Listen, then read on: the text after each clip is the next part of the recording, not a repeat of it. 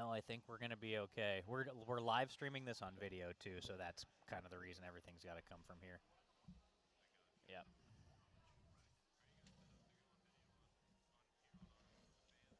No, it's on our stuff. Yeah. Just so you know, we're going to be hot on that the whole time, so. Yeah, I figured that out, put my headset on.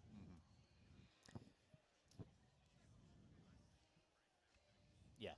You can hear him, right, Bob? Yeah. Okay, good. We're just guessing. Don't worry about it.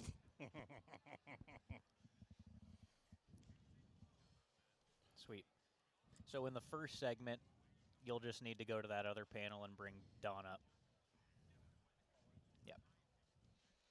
And just kind of monitor how loud he is, and because I don't know how loud he's going to be. He kind of talks quiet. Is my face clean? Is my face clean? Yeah. Okay. It's always when you eat chocolate. What do you do? I asked him if my face is clean. Oh. I've done a number of CBJ todays with something on my face, and nobody said anything to me. It's a good producer. Yes.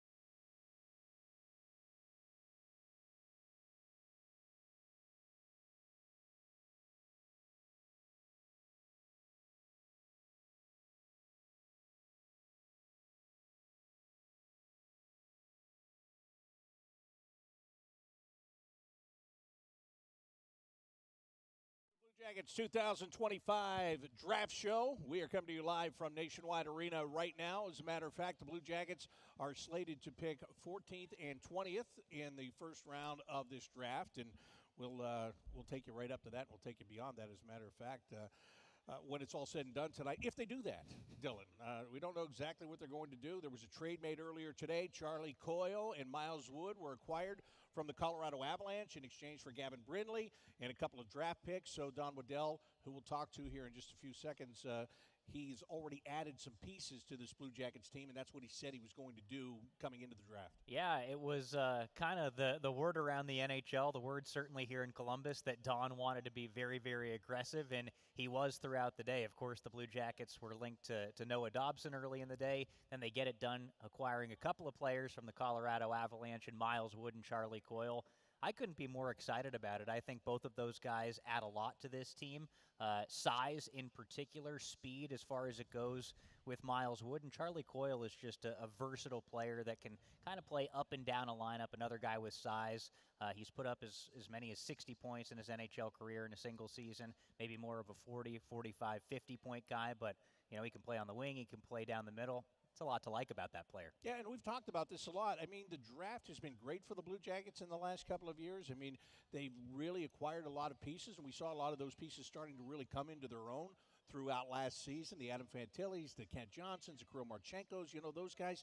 This is a team right now where, yeah, you take all the draft picks you can get, but you're also ready to get some players and start to win right now, and that's what that trade was about. No, I'm totally with you on that, in that the plan for the Blue Jackets, right, is to let some of these young players currently on the roster flourish. They're going to be the heart of this team. Now you're adding some of those ancillary pieces, the guys maybe that contribute more in the bottom six, veteran guys. That was a key that we saw for this team last year, adding players with a little bit more experience, and the Blue Jackets do exactly that in this deal and getting both Charlie Coyle and Miles Wood. So I like that. I like adding the experience. And like you said, it's in the Blue Jackets right now. Those guys that are going to propel this team to the next level, I think they're in Columbus right now. It's the Kent Johnsons of the world. It's the Adam Fantillis of the world. Zach Werenski, of course, is already here. Denton Mateychuk, we got a taste of him in the second half of last season. It looks like he'll play a big piece in this.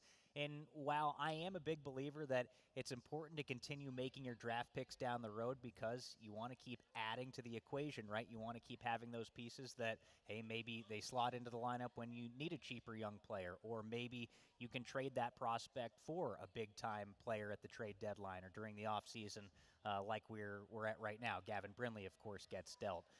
It's a smart move for the Blue Jackets. I like it. It makes the team better, and it also doesn't hurt them. They've still got the first-round picks in 2025. It remains to be seen if they do more with those picks. They could continue to add to this roster right now, or they could make those picks and, like I'm saying, keep that pipeline coming for years to come. So I think it's a win-win around the board here. Yeah, you're right. That's a great point, because until you make the pick, you can trade it. Yeah. It doesn't mean you're going to make the pick.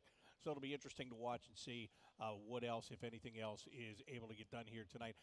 Just to follow up on one of the points that you made, Don Waddell being able to add things that he wants to add to this team. Look, he added those veteran guys last year, but he did it in the summer. He did it late. Some of it he did because of necessity, as the way things played out here. This time, he's got a much better chance to kind of sit back, and also has the 40,000-foot view now, having gone through last season as the general manager of this team, but has a chance to kind of pick and choose the exact guys that he wants right from the beginning, which is today. Absolutely. Isn't it great to be in this scenario right now? The Blue Jackets have 2 first-round draft picks, lots of valuable draft capital. They have lots of cap space on top of that, and they've already made a move to solidify their current roster with not 1 but 2 different players. So they're in a perfect position right now, and they can really let this offseason and let the rest of this day, I think, come to them. They can be aggressive if they want. They can wait back and see what's there if they want. And if they do that, then there's always tomorrow. There's always July 1st when free agency opens and the rest of the offseason. So I love the position they're in right now. Yeah, there's been a lot of activity around the National Hockey League. So many times you get to this draft day and people talk about, oh, there's going to be so many trades. There'll be this trade and that trade. And then there's not. And there's not. Today there's actually been a good bit of activity with big name and highly talented players. Yeah, I mean, you see Noah Dobson go from the Islanders to the Montreal Canadiens, a couple of first-round picks, Emil Heineman in that deal. So that's a lot for Noah Dobson, and of course they signed him long-term as well in the sign and trade, and the Blue Jackets get 2 roster players. So it has been lots of movement, and something in my gut tells me that's not it today. If you remember the draft last year, we were on the floor in Vegas, and Utah was very, very active. They acquired John Marino and Mikhail Sergachev.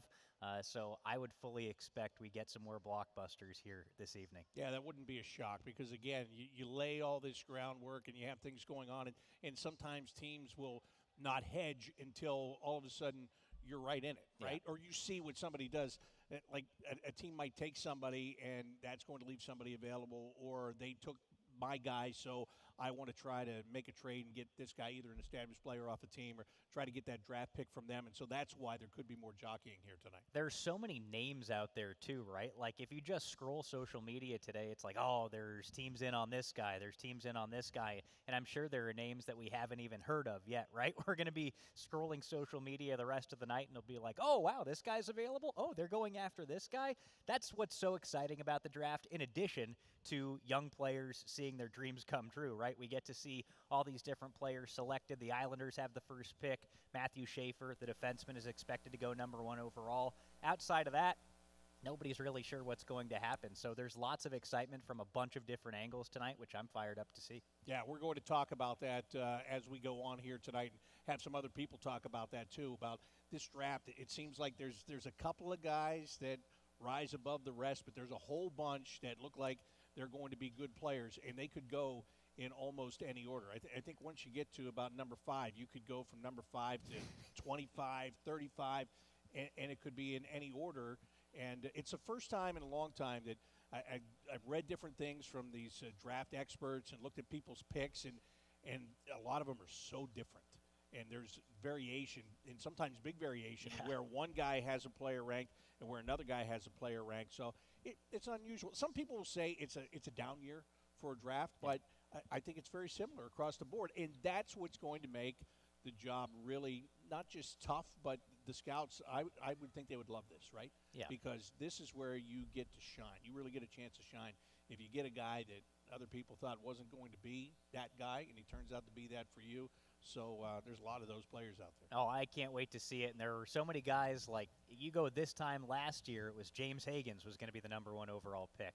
Michael Misa years ago was granted exceptional status into the OHL, and it was always he was going to be the number 1 overall pick. So I'm right there with you. A draft like this one this year is so exciting because maybe you do find that David Pasternak late in the first round, or you do find that Patrice Bergeron-style player in the second round, or the Sebastian Aho, that sort of thing. So I'm very excited to see what the Blue Jackets are able to do. And if you're listening or watching right now and you're like, what the heck are these guys talking about? I'm here to talk about trades. I don't know anything about the draft. We've got you covered on that front, too. We've got a pretty good show, good lineup of guests. We'll have Scott Wheeler from The Athletic, Chris Peters breaking down draft-eligible players, where the draft is strong, where it's weak, and we've got some other special guests outside of that, too. Yes, absolutely. We'll hear from Charlie Coyle coming up here in just a little bit about being traded today from the Colorado Avalanche to the Blue Jackets, and wait to hear about his excitement about coming to Columbus. I'm excited. That's a good tease by you. One thing that's very different this year is here we are at Nationwide Arena. This is the first time in quite a long time the National Hockey League has changed the format of the draft. It had been all the teams go to one certain city. They go to the arena. That's where the prospects come, and they get drafted, and they go to the stage. Well, this year it's not that way. There's a central location in Los Angeles where the prospects have gone, but every general manager is back at home in his own war room, in his own building or his own city, and that's where they are making the pick. So this one is different in that regard, where in past drafts, all these general managers would just be walking around the floors on the tables on the floor, and they would be talking to one another and trying to make deals. Well, different today. They're still on the phone and trying to get these deals done. So it's not face-to-face, but that won't mean any less communication between the parties that are looking to get things done to help their clubs. Yeah, I think that might be a little bit overrated. I know that they're there talking to each other. One of my favorite things to watch at the draft is a phone call from one table to another. That's an awesome one. But communication methods exist, right? Phones exist, texting exists for a reason. I don't think it's going to be too crazy, but hey, maybe you're on the line with somebody else and you're like, what's going on? When you're there in person, you can see who's talking and you can get in on that. So a big difference this year, and we'll see how it all plays out. We'll see if there are more trades, less trades. Like we've talked about a lot. There's a lot of unknowns this year. There'll be a lot less media speculation because when you're at the draft and everybody's there, as soon as a GM walks off the floor to the back, it is, he must be doing something. Yeah, he might be getting a drink. He might be going to the restroom. I mean, it doesn't mean that he's having a conversation to get something done. So a lot of those things, I think that's going to be one of the bigger changes. Yeah. Maybe the insiders will have to do a little bit more work in this format than they've had to do in the past format. They have their methods. You know that. They've probably got it all set up Got already. their moles Yep. there, and they know exactly what's They've going on. bugged these war rooms. They got cameras on the walls, all that sort of stuff. Yeah, so something like that. Yeah. You're absolutely right. So, again, we got a big show for you here from Nationwide Arena as the Blue Jackets are getting set for the first round of the NHL Draft. And coming up, you're going to hear from one of the newest members of the Columbus Blue Jackets, Charlie Coyle. I had a chance to catch up with him just a short time ago. We'll have that and more for you coming up as we continue with this 2025 Blue Jackets Draft Show here on 97.1 The Fan.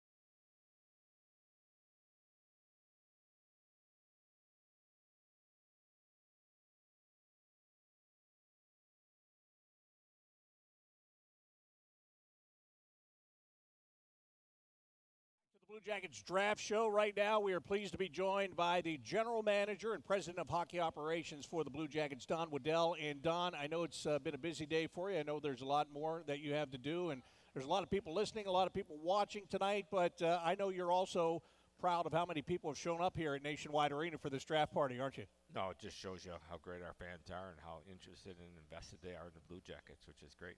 Tell us a little bit about the work that you did earlier today in making that trade with the Colorado Avalanche, getting Charlie Coyle and Miles Wood in exchange for Gavin Brindley and a couple of picks. What made those two players stand out to you? Well, first, we've been looking for a right shot, whether center or right wing, someone that can win faceoffs on the right side. You know, we're naturally all left-handed with Monahan, Fantilli, Sillinger, and last year with Sean. So it was started the summer off saying we need to address this. We were not good from the face-off dots from the right side. So, and then Miles Wood brings energy to our team.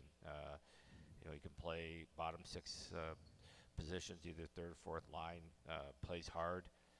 He's one of the guys that skates really well and gets in on the forecheck. So, you know, these type of players, you need them up and down the lineup, and we thought this is just a good fit and a price that we were willing to pay.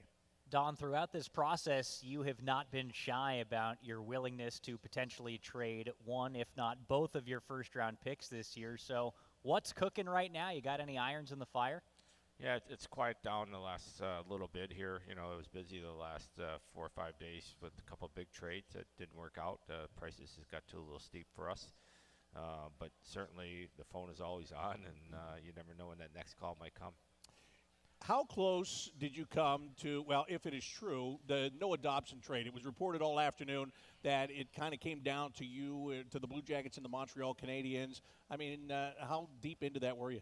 Well, we were deep into it. I think there was multiple teams, more than what was announced through the media. But, you know, you get to a point where you extend yourself to where you're comfortable making the deal.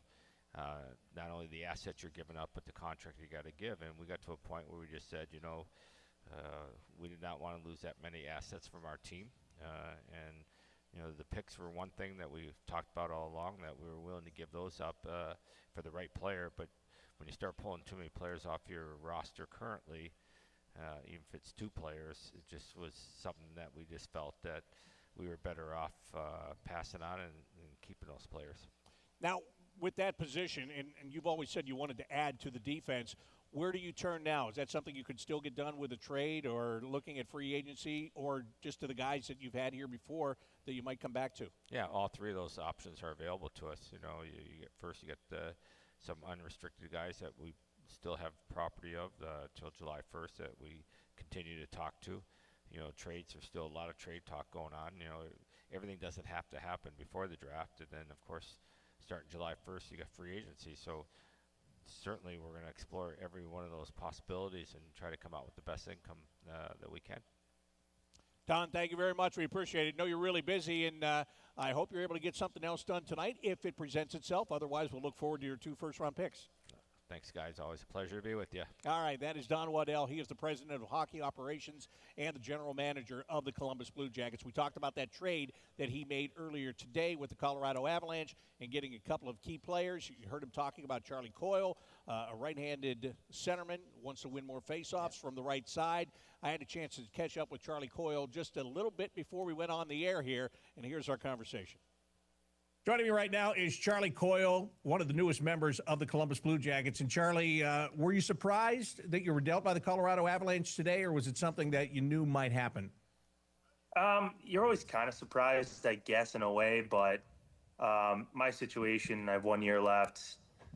You know, they start to sign some guys, and you hear things kind of around the league and people talking. So there's always a chance, and I knew there was always a chance that anything can happen. So I just go with the flow and go about my everyday business. And if it happens, I'll get a call and we'll go from there. If not, then I just keep living my life, but it happened, got the call and told me it was Columbus, and I pretty excited. I love what they're doing there. And so I'm pretty pumped to be a part of it. And their team's been trending up for years now. And I hear nothing but good things about the area, living there, playing there. So I'm pretty excited myself. Yeah, I mean, you're a Boston guy. You're a Northeastern guy. So I know you started your career in Minnesota before you went to the Bruins and then out to Colorado. Are you glad to get back a little bit closer to the Northeast? Yeah, my family's pretty pumped about it, just for the late night games or getting a bit much over in Colorado. No, but that's the little things, you think of, and when things happen, and this is pretty fresh in the last hour or two. So I got to chat with my family quick and just kind of going over the positives and things to look forward to. So being back home or I guess in the East part is definitely a plus. My wife's from Minnesota, and Ohio is pretty much right in between. We've done the drive from Boston to Minnesota, and we stop in Ohio every time, stay overnight. So that's kind of the extent of my Ohio knowledge and what's out there besides playing there. But I've stayed in a couple hotels on my way to and from, but hoping to learn a little more as we go along. You won't have a choice. You'll learn a lot. The people here will take to you quite quickly, I'll tell you that. Hey, you talked about the Blue Jackets being a team that's been trending up, and last year was a really big trend, just missing the playoffs by 2 points. And look, we're here every day and lived it with that team. But on the outside, I know you're paying attention to your own team, but, did you pay any attention to what was going on here? And I don't know if you could feel the excitement around, but this is a team a lot of people were talking about. Yeah, for sure. You always kind of know a little bit what's going on around the league. You want to focus on your own thing and your team, your task first and foremost. But you could not hear about Columbus and what they're doing and how the teams come together even more, and playing against them this year, like some tough games. And it used to never be like that, and I think they've kind of been up and down, and then the last little bit, especially last year, you can tell things are changing, and it's a hard building to come into play. That cannon, it'll be good to be on the right side of that. That's pretty much the only thing my buddies and family and everyone's talking about is the cannon.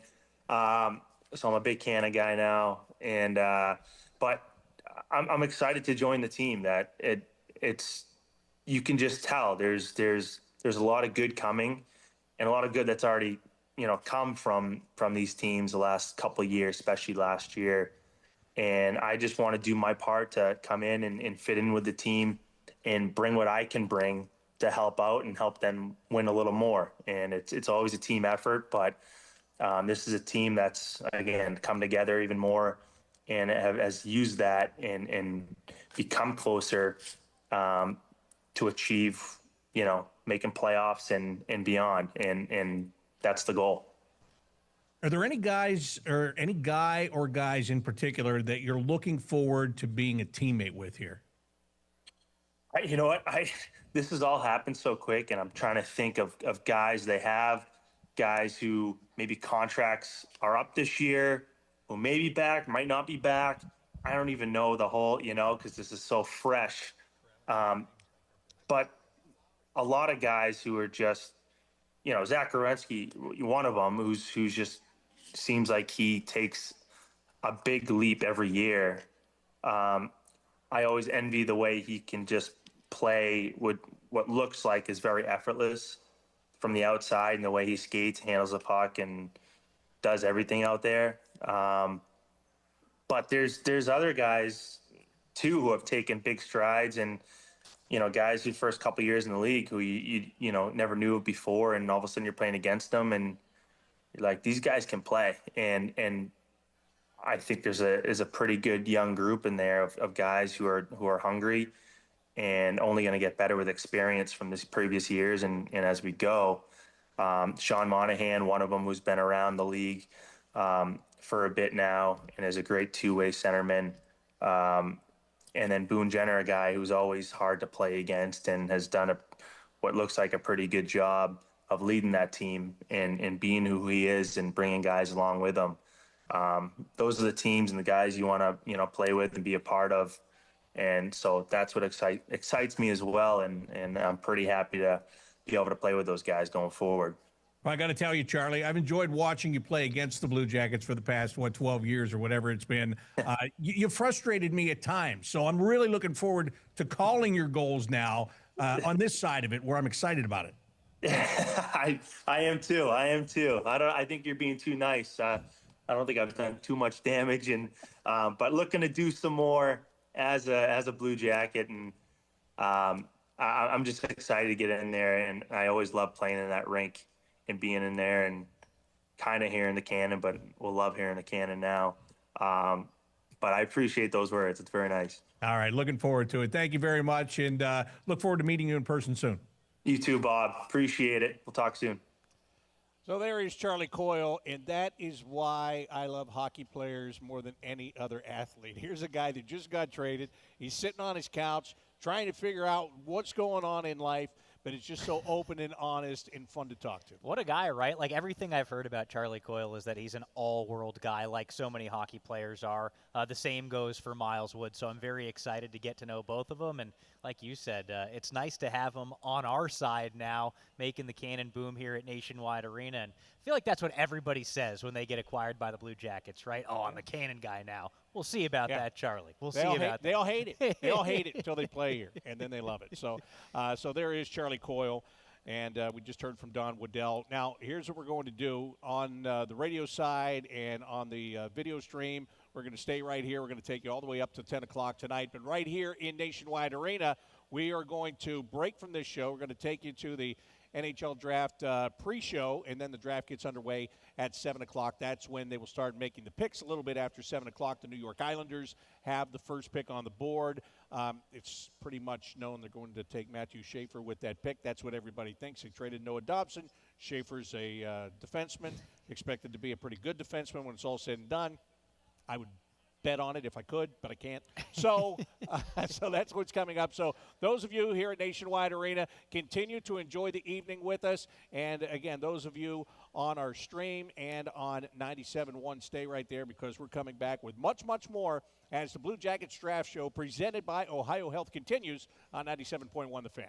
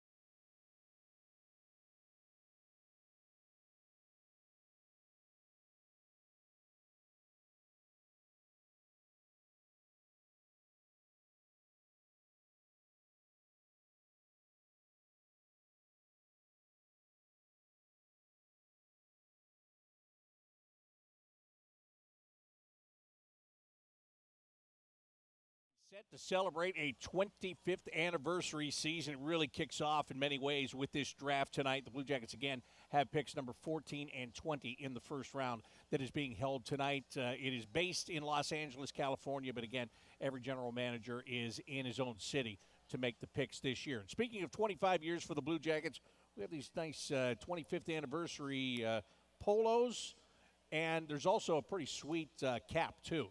And if you would like to get anything like that, if you want a shirt like this, you want a hat like that, 25th anniversary stuff in the Blue Line right here at Nationwide Arena, you'll be able to get it. Or, BlueLineOnline.com. Yep, you can look there as well. They got that draft hat, too. I think the draft hat is pretty darn sharp. The draft hat, you can check that out as well. It's, a lot of people like to get that draft hat every year and have a collection. Yeah, there's a different look every season, right? It's a thing in the NFL. It's a thing in the NHL. I really like the look of the hat this year, so maybe I'll go check one out myself. Yeah? You're waiting for somebody to give you one, aren't you? Oh, absolutely not. Absolutely not. Like Dean Evason says, it's earned, not given. Yeah, there you go. I'd take it if it was given. But I guess I'll have to earn it. All right, let's start talking about this draft. Yes. And again, coming up in less than 30 minutes, the commissioner will step to the podium and welcome everybody to the draft, and they'll start making picks with, again, the New York Islanders winning the draft lottery and moving up quite substantially to get that first pick. Yeah, that was pretty crazy, right, how far the Islanders moved up. Nobody expected them based off of the season that they had, right? They were a middle-of-the-pack team in the NHL, and they end up with the number 1 overall pick. So it's a nice spot for them to be. They've obviously got a new general manager in Mathieu Darche. They've already been active today. There are rumors that they want to move back into the top 10 to potentially draft James Hagans, who's a Long Island native, a guy who we talked about a little bit earlier that some thought would be the number 1 overall pick in this year's draft at the end of last season. Not going to be the case, but it looks like he will be a top 10 pick. So the Islanders are a very intriguing team. They could walk out of this with 2 top-tier talents, 2 top 10 picks, and one of them being a guy that is from Long Island. So that's pretty cool. We, of course, know what that's like with the Blue Jackets, having had Sean Corrali, Jack Roslovic, others on the team from this area. And outside of that, there's lots of unknowns. Michael Misa is expected to be a top 3 pick. Porter Martone in that conversation as well. And then it's kind of open when it comes to the defensemen in this draft. There's Radim Murtka. Might he be the first defenseman off the board following Schaefer? Kashan Aitchison, he's a name that has been around the Blue Jackets a little bit in some different mock drafts. Lots of different players in this draft, lots of different styles, obviously lots of talent. But the one consistent thing that in doing my research going into this is that there are lots of highly competitive players, lots of physical players, which I think is interesting given the state of the NHL right now. You saw the Florida Panthers just win the Stanley Cup.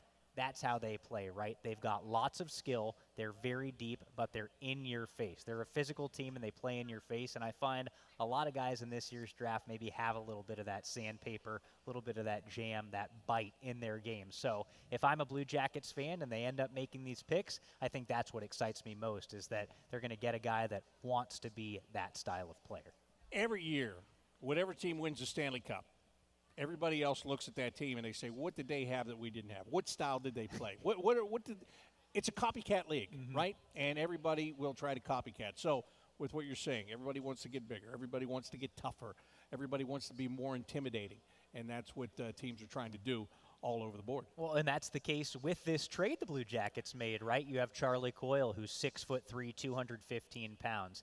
Is he an outright physical player? Not necessarily, but he's got that size and he can throw it around. Miles Wood, on the other hand, is also a big guy. He likes to throw that size around and use his speed, and that's what the Blue Jackets have added, right? You see what these teams that are successful in the playoffs do and see how they're composed, and I think you want to do a little bit of that yourself. So whether it's through the draft or free agency or trades, everybody wants to make their team better, and everybody wants to be able to match up against these teams, right? The Oilers of the world, the Florida Panthers of the world. And how are you going to do that? You're going to get players that kind of play the same way as the ones that are winning the Stanley Cup. So I like the moves the Blue Jackets have made, and like we've talked about here, will they add more players like this in the draft? That remains to be seen. All right, well, let's talk a little bit more about those 2 players that the Blue Jackets picked up. Just a little bit ago, before we started, I had a chance to catch up with former Blue Jacket Jody Shelley, who is now our television color analyst. It's too many words for me. I had too much time off. I can't put it all together. No, Jody. You did a good job to battle through it right there. Thank you very much. I appreciate that. But I had a chance to catch up with Jody, who is very well aware of the players the Blue Jackets have acquired and how they are going to fit the mold here in Columbus. Here's what he had to say. Right now, I'm bringing in Jody Shelley, who is on assignment here on this draft day, but the assignment always is to be here when something happens with the Blue Jackets, Jody, and I want to talk to you about the trade Don Waddell made earlier today, getting Charlie Coyle and Miles Wood from the Colorado Avalanche, Gavin Brindley, and a couple of draft picks go back the other way from the Blue Jackets to Colorado. But you and I have talked about this for so many years. You know, draft day is exciting, but when you're a team that is ready to win, it's not about picking guys that are going to be there 3 and 4 years down the road. It's about getting guys that are going to help you right now. And both of these guys fall into that category, don't they? Love the mandate from the team to get better. You know, this is something where they're getting NHL players, a right-handed shot forward in Charlie Coyle, more importantly, a right-handed shot centerman. Look at the 3 centermen now down the middle of the ice with Monahan, Fantilli, and now Coyle. He's a big body. He's experienced. I think his contract is up after this season coming up, so he could be a good fit, but they got him for this year. And Miles Wood is a straight ahead, I think, a Dean Evason type of player. He'll hunt pucks. He gets on the forecheck. He plays physical. These are 2 big bodies, and I think that's the message you're getting at Don Waddell and his staff is they need to be bigger. They need to be heavier. They want to get into the playoffs. They want to make some moves, and I think that this is a real great statement by this team. Yeah, that's what I wanted to talk to you about with Coyle specifically. That size and looking to continue in building what this team has started to build over the last couple of years. I mean, now there's a real competition in the middle of the ice, isn't there? There is. And, you know, Cole Sillinger played wing last year a little bit. He had a couple injuries. But I think that, you know, when you're on the team and you see these moves made, as a forward specifically, we're not even to July yet, and there's free agency as well. You perk up a little bit. You're watching to see who's next to move out of the Blue Jackets organization, who's going to move in, where you might be able to fit in. Free agents watch and see what they're doing. This could be enticing for the next few moves to come along for guys that are looking and considering. You know, when you watch the playoffs, Bob, and you see the Panthers win with such good centermen, such great size, and a lot of bite, I think you're going to see a lot of movement in the next 24 to 48 hours. And it's going to be teams trying to bring that mold, that brand to their team. And I love the experience of both these guys. They've played playoff hockey. They love the game. They're going to love being in Columbus, Ohio, and a part of this organization, a team that went out and got them. So there's Jody Shelley talking about the acquisition of Charlie Coyle and Miles Wood for the Blue Jackets. And, you know, he's absolutely right. I mean, it's an attention grabber, too, for other players, not just the players on the team, but players around the league and potential free agents and all those things. I just like how aggressive the Blue Jackets are being in this, right? And you saw what the Blue Jackets did last season and potentially overachieving according to some. I don't necessarily think I was surprised by what the Blue Jackets did last season because I like the roster that they have, and obviously the young talent is there. But I think Don Waddell right now, instead of knocking on the door, he's kind of crashing through the door and trying to make some noise around the NHL and saying that, hey, we're ready to go right now. And he's saying to the players on this roster, hey, we're expecting to be better next season. We're expecting to be in the playoffs next season and competing. You saw what the Blue Jackets did at the trade deadline this past year in not sending any of their guys out. And I think he was sending a message in doing that and saying, hey, you guys have made it to this point this season. We think we have enough in this room to make it to the playoffs. They hit a little bit of a lull there. They obviously finished the season on fire and came up just short. Now he's saying, let's get over that hump. We know we have a group that can compete for the playoffs right now, but let's get over that hump a little bit. And, of course, we're just scratching the surface right now. These are the first couple of moves made by Don Waddell this offseason. There's still an opportunity to re-sign some of the Blue Jackets UFAs, which he talked about, and being very aggressive in trying to do that. There's still trades on the table, of course, these 2 first-round picks, and then free agency opens on July 1st. So a tremendous opportunity to continue to be aggressive here for the Blue Jackets. And in any sport, you know, there are always the teams that win the offseason. The offseason is the offseason. When it comes to the regular season, the playoffs, that's when you prove it. But I think you have to be happy with the Blue Jackets right now in that they have made themselves better today, and they've still got a tremendous opportunity to make themselves better in the next few days. Yeah, and those messages sent through these types of moves, they are very important to a team. I mean, to go back to that trade deadline at the end of last season, the players basically said, we don't want to make any changes. We want a chance to try to get in with the group that we have. And they were afforded that chance. Didn't work out, unfortunately, but that was what their wish was. Let us take this group that has done so much and see if we can get it done. And this message isn't, you didn't get it done, so we have to make changes. It is simply, look, we're just going to get better. Yep. That wasn't good enough. It was great. You gave it your all-out effort. It wasn't good enough. These are some changes that we feel we have to make to get over the hump. And just everybody's looking to get over the hump, and it's as simple as that.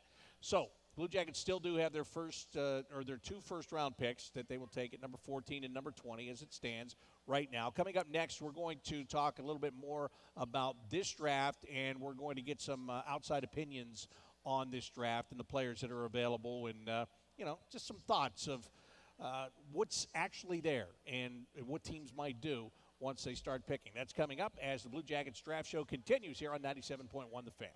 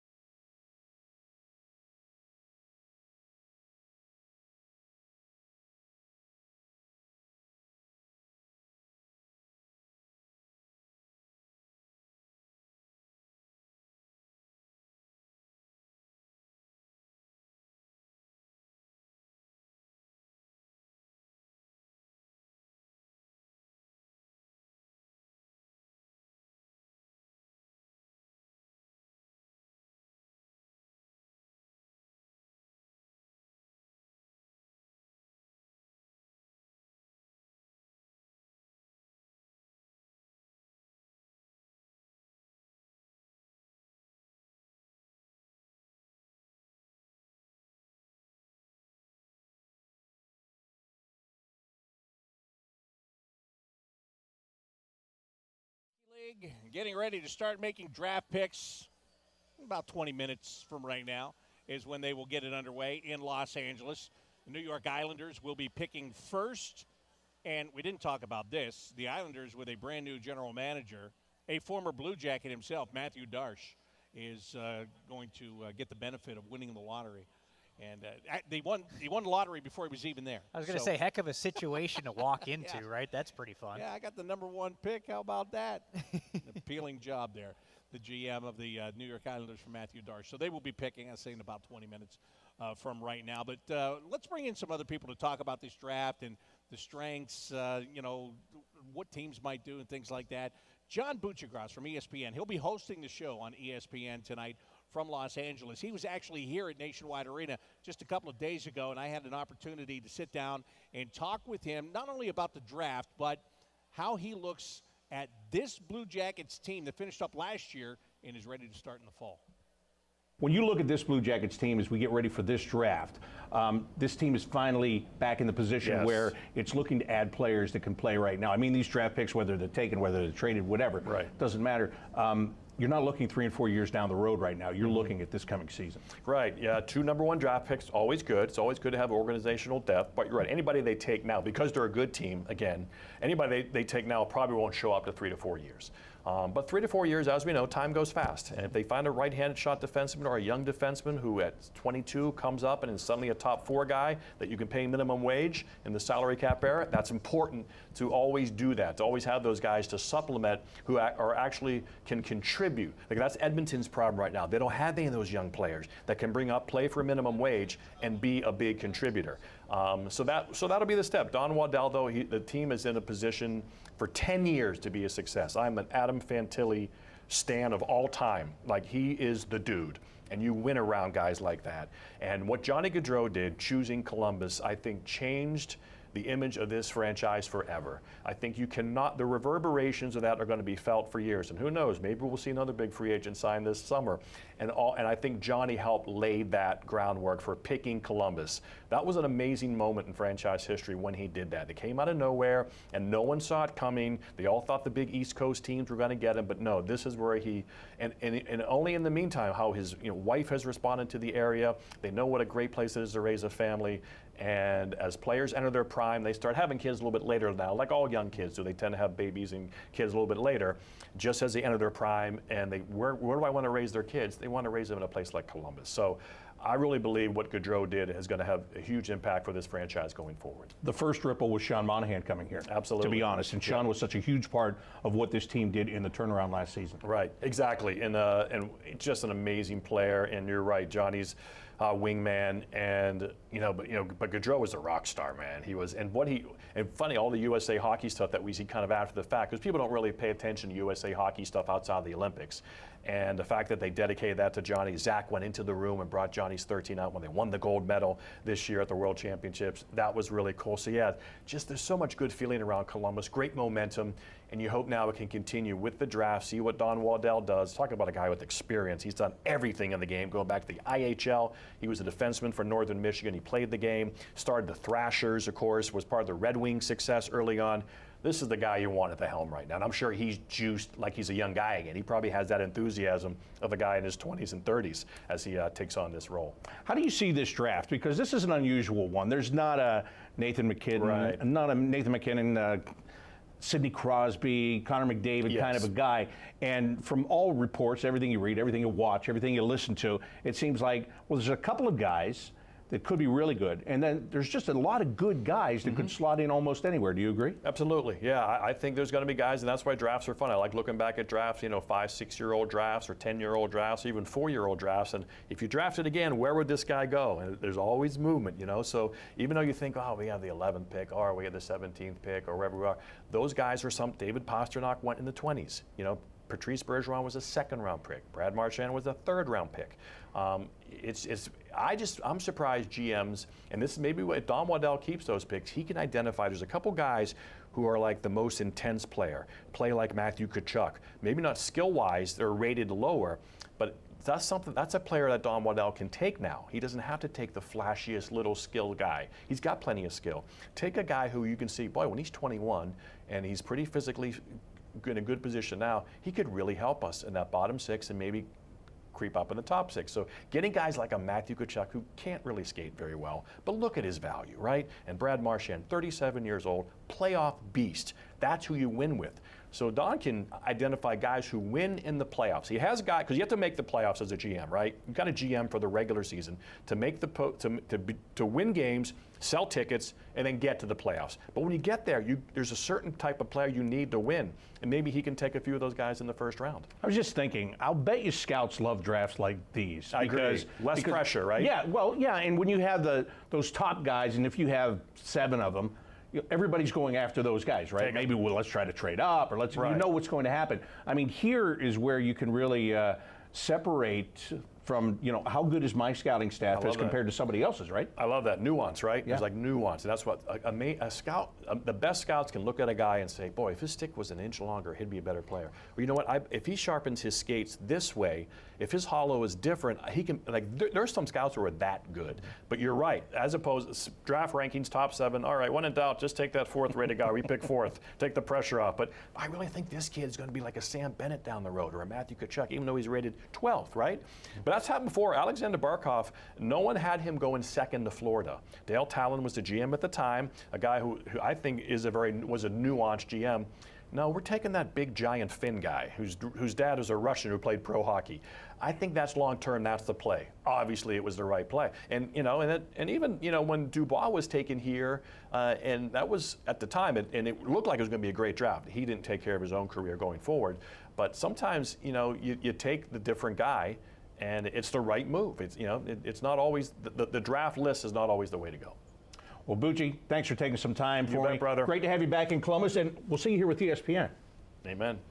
John Buccigross there with Bob McElligott. I like what he was talking about because you and I were just talking about some of that same stuff, right? In that everybody wants to be like the Florida Panthers right now, and there are lots of guys in this draft that kind of play that same style, skill in your face, and we'll see what the Blue Jackets are able to do with the 14th and 20th overall picks. Now, if you're here in the arena with us, if you're watching on the stream, listening on 97.1 The Fan, and you've got no clue what to expect in this draft, I've got good news for you. Earlier this week, I was able to catch up with Scott Wheeler of The Athletic to talk about the strengths and weaknesses in 2025. The strength this year lies down the middle. Those players that I just listed, those forwards that I just talked about, whether it's James Haggins, Michael Misa, Anton Frundell, Caleb Desnoyers, Brady Martin, Roger McQueen, Jake O'Brien, who I didn't mention, the top 6 or 7 forwards in this age group are all natural centers. They all play the center ice position. We've missed that. Obviously, Connor Bedard and Macklin Celebrini were that, but we've missed that in terms of quantity at the top of the draft in recent years. So that's where the strength of this group is. After Matthew Schaefer, you don't have any defensemen who would be comparable prospects to the 6 that went at the top of last year's draft, for example. I don't think Keishon Aitchison or Logan Hensler or Cam Reed, or you go down the list, I don't think any of those players are of that sort of premium quality on D. And the winger crop, while good, and there are a few players, Victor Eklund is an awesome wing prospect. Carter Bear, Lyndon Lykovich, we can get into some of them in terms of the range for the Blue Jackets in a little bit. But the real calling card of this group is the center ice position and the players down the middle that have the chance to be sort of cornerstone building blocks, those types of talents down the middle. I don't think you've got a 100-point center in this group, for example, but could you have an $8-9 million center of the future in this group? I think that's absolutely within reach for a number of these players. Well, that begs another question. Scott Wheeler, by the way, right there talking about the prospects. You might have an $8 or $9 million centerman. Prices go up. Right. Is that yesterday's $4 million centerman that's going to be your $8 or $9 million centerman down the line? That was my follow-up question. Are we talking in $2025 or are we talking in $2035 here? $8, $9, $10 million. But you can hear it there that I think in this year's draft it's maybe a deeper center crop compared to what we've had in the past. Like at the top of the last few drafts, there have been some elite centers, but just the overall strength down the middle this year, Scott really likes. And while he talked about the defensemen last year compared to this year, you need to think about the defensemen taken in 2024, that draft in Vegas. There were a lot of good defensemen taken in the top 10. This year, it's a little bit different in that you have Matthew Schaefer right off the top, and then you've got a mix and match of defensemen kind of ranked differently after that. We talked about some of them earlier and mentioned those names, but still a lot of defensemen that I'm excited about, and we could potentially see the Blue Jackets add to their prospect pool on the blue line. That is something that I talked about with Scott as well. Chris Peters, who we'll talk to in a little bit.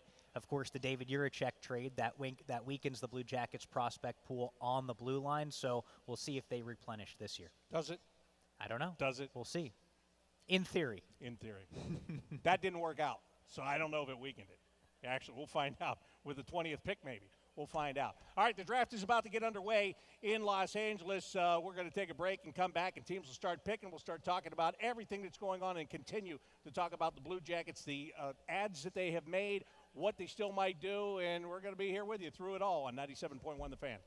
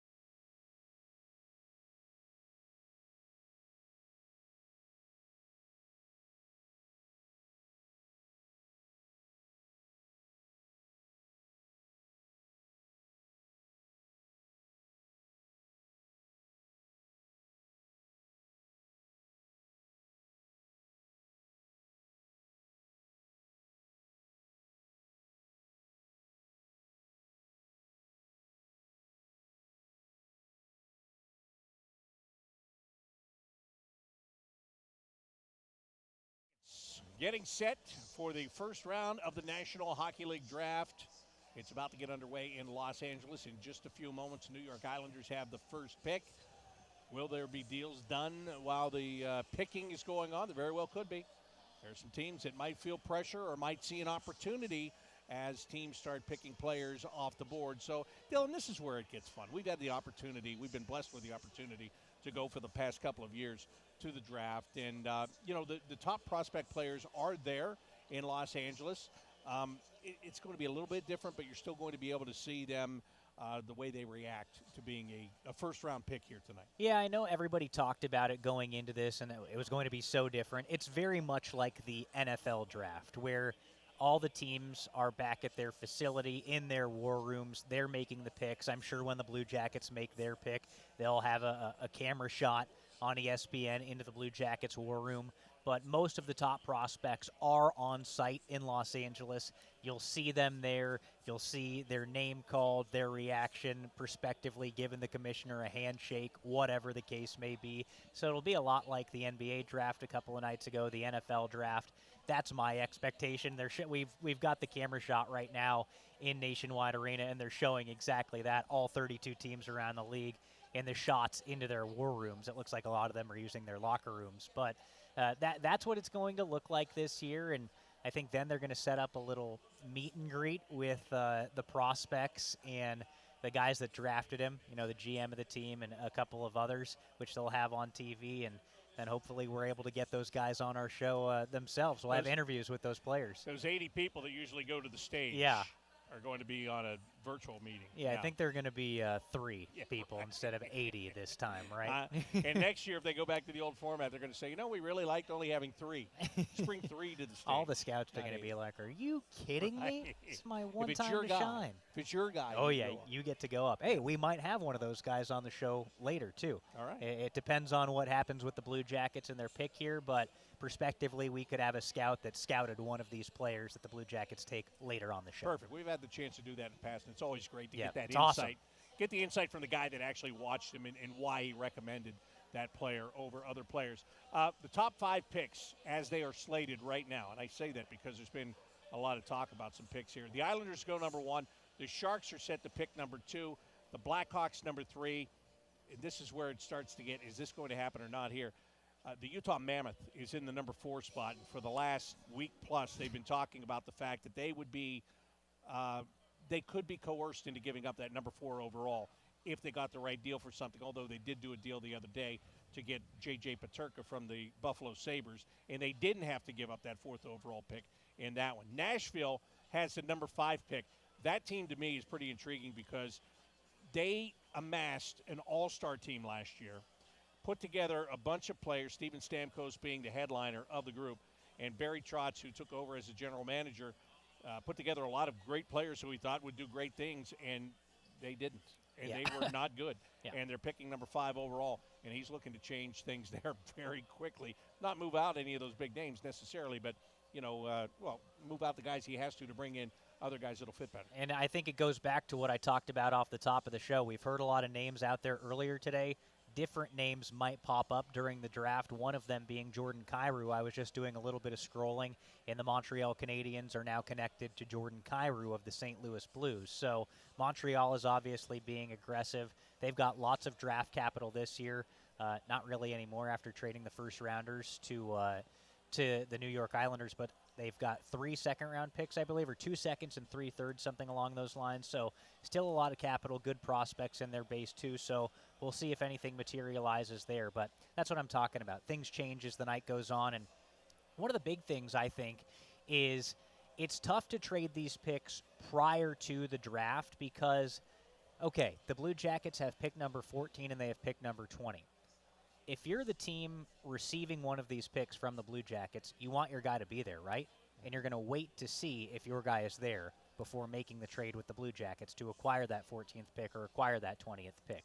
Not saying that's going to happen, but that makes sense to me. If you're wondering why haven't the Blue Jackets traded these first-round picks yet, that's definitely part of the equation, that maybe they've got a deal in place if it gets to the 14th pick and whoever their trade partner or prospective trade partner, the guy that they want, he's still there. So that's what I mean is this night materializes. We could see plenty of different things change. And that what you brought up with both Nashville and Utah, I mean, I even heard earlier today that the San Jose Sharks wanted to move out of number 2 for a player that would impact their team right now. So yeah, that's another team that they just picked a lot of really high draft picks in the last couple of years, and you love them, but how many do you really need? Because sometimes you need a guy that you can use right now. And another thing is that prospective number 2 overall pick is going to be Michael Misa.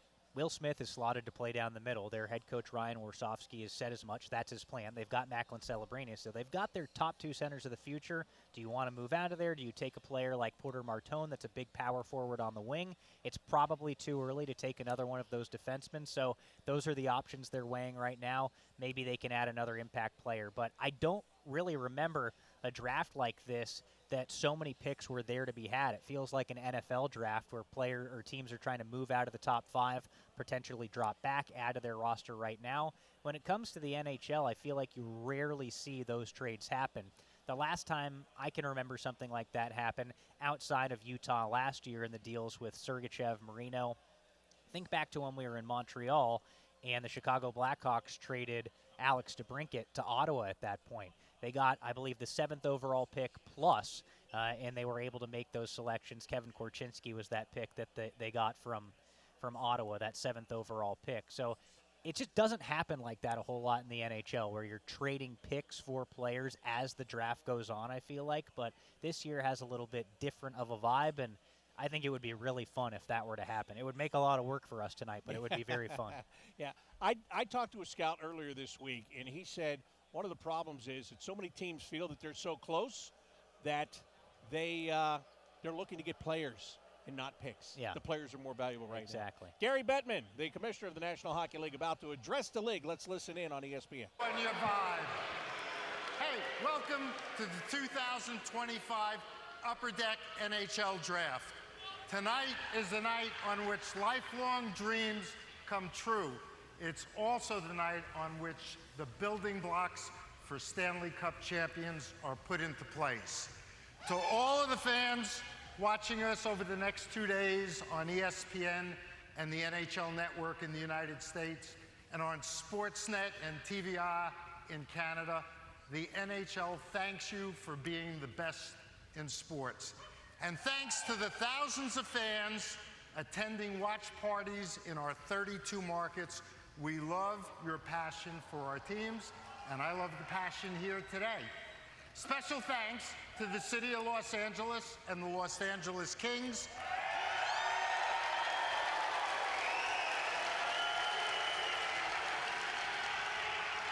Fantastic hosts. Thank you.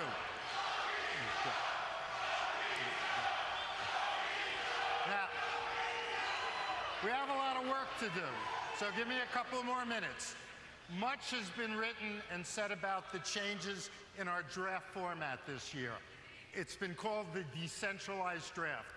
Let me give you a little glimpse of what is about to transpire. There are the feeds of all 32 teams' draft rooms around North America. It will feel like they are with us tonight. Actually, they are, albeit virtually. As important, close to 100 prospects whose names will be called tonight and tomorrow are here with us in this spectacular Peacock Theater. Actually, if you're a draft-eligible player in attendance, I ask you to stand right now.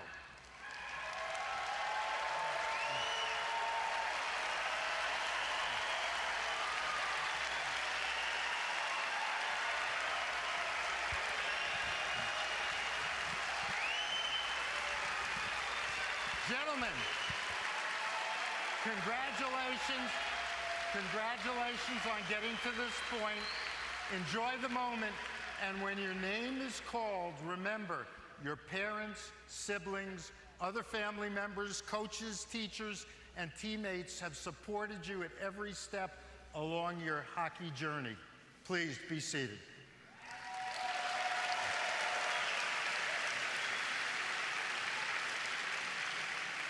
In addition, we will make sure that moments after each player is selected tonight, he will be connected by the marvels of technology with his new team and fans.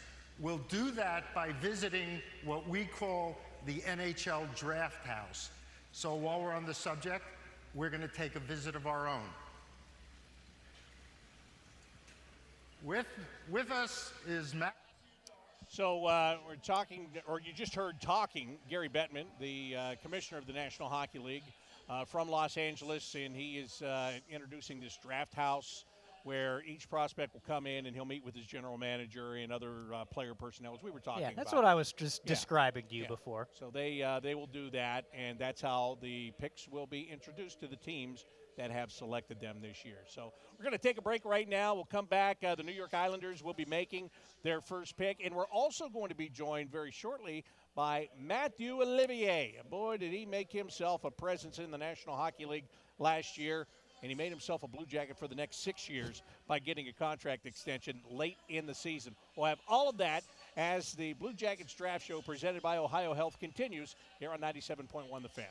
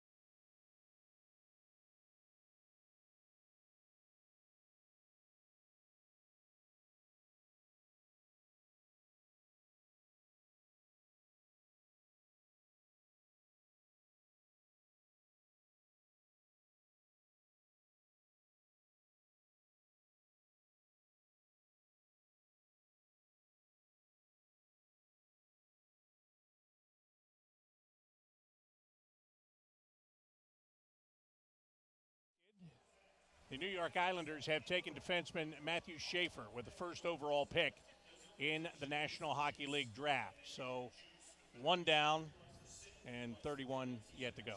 Right now, we are pleased to be joined by Mathieu Olivier, who is here tonight signing autographs at the draft party at Nationwide Arena, and it is good to see you again, my friend. You look great. Thank you. It's good to be here. It's good to see you guys. Usually I wait 5 months to see you guys, so it's good to be back. And I hope it's not cut too it soon. in half. No, it's perfect. So tell me about your summer.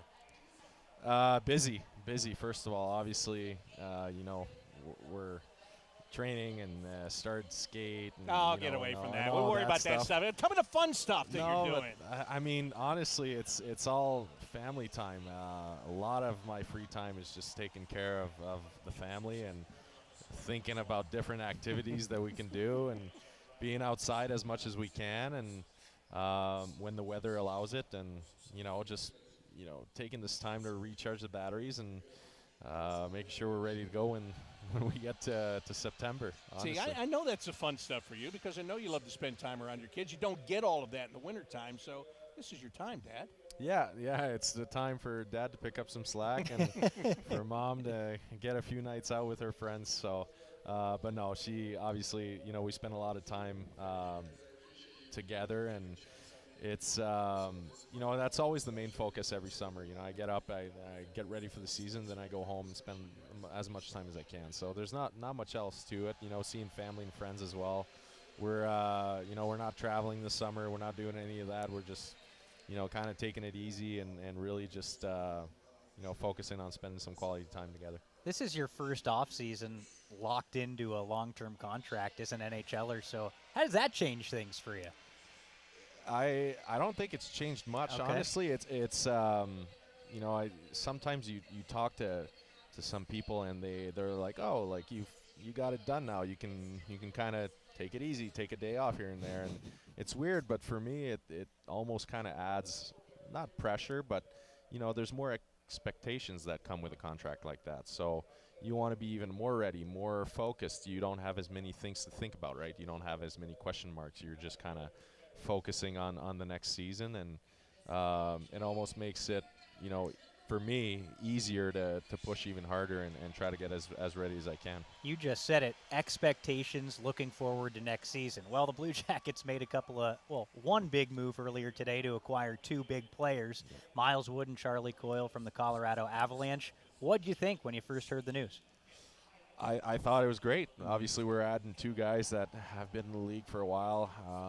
I don't know them personally, just, playing against them. They're 2 really solid players that obviously have different strengths, but that can add a ton to our group up front. So I'm excited to get to meet them, and obviously I think everyone on our team's excited for those 2 guys coming in and helping us out right away. Everybody knows you for your physical play and your size. It's got to feel pretty good to be adding a little bit more bulk and a little bit more brawn to the Blue Jackets lineup, right? Yeah, I think so, obviously. And again, watching the playoffs, we kind of see what works and what doesn't. So, I think it's definitely for our team a step in the right direction. And both of those guys are the types of players that we needed to continue taking the next step into being a playoff team and making a push for the cup. So. We're talking with Mathieu Olivier of the Blue Jackets, and we were talking earlier about the message that gets sent when a general manager makes that kind of a trade and what it means to the guys in the dressing room. What does it mean to you when you just seeing that one acquisition? Does that give you an idea of where Don really thinks this thing needs to go? Well, yeah, obviously I think we're trying to make our team better, and we did. And I think everyone in that locker room, the way the season ended, missing by 1 point, it almost made it worse for us as players, and kind of added, I know me and the other guys all went to the summer and had a chip on our shoulder because we didn't miss by much, and we knew what our team was capable of, and obviously we thought we were a playoff team. We missed, and it's good to see that the management, obviously they see the same thing, and the coaches, and everyone wants to make our team better. So they're making moves to make that happen, and obviously now it kind of falls on us to meet those expectations next year, and I think it's really excited, honestly. kind of a double-edged sword in some ways too, right? Because you had that group that was so special that you took that entire run with, and you guys didn't want to really change that group. You wanted to try to get it done with that group, and you don't. And now there are going to be changes. You still have some teammates that could be unrestricted free agents, and you're at a point right now where you're not quite sure who's coming back from that group, who's not coming back. And what's that uncertainty like as one of the guys that's locked in knowing you're going to be there? Yeah, it's like you said, it's a double-edged sword because you don't want to see anyone go. I think at the end of the day, it's out of my control, and the guys that are unrestricted or restricted, it's kind of out of their control as well. We never know how everything's going to unfold. So again, kind of it comes back to it a lot in hockey, but you want to just kind of stay in the moment and focus on what you can control, which is to get ready for the next season. And I'm confident that whatever group we have, we're going to keep that special bond in our group that we saw last year. We're going to keep moving that forward and obviously build us into the team that we want to be come the season and playoff time.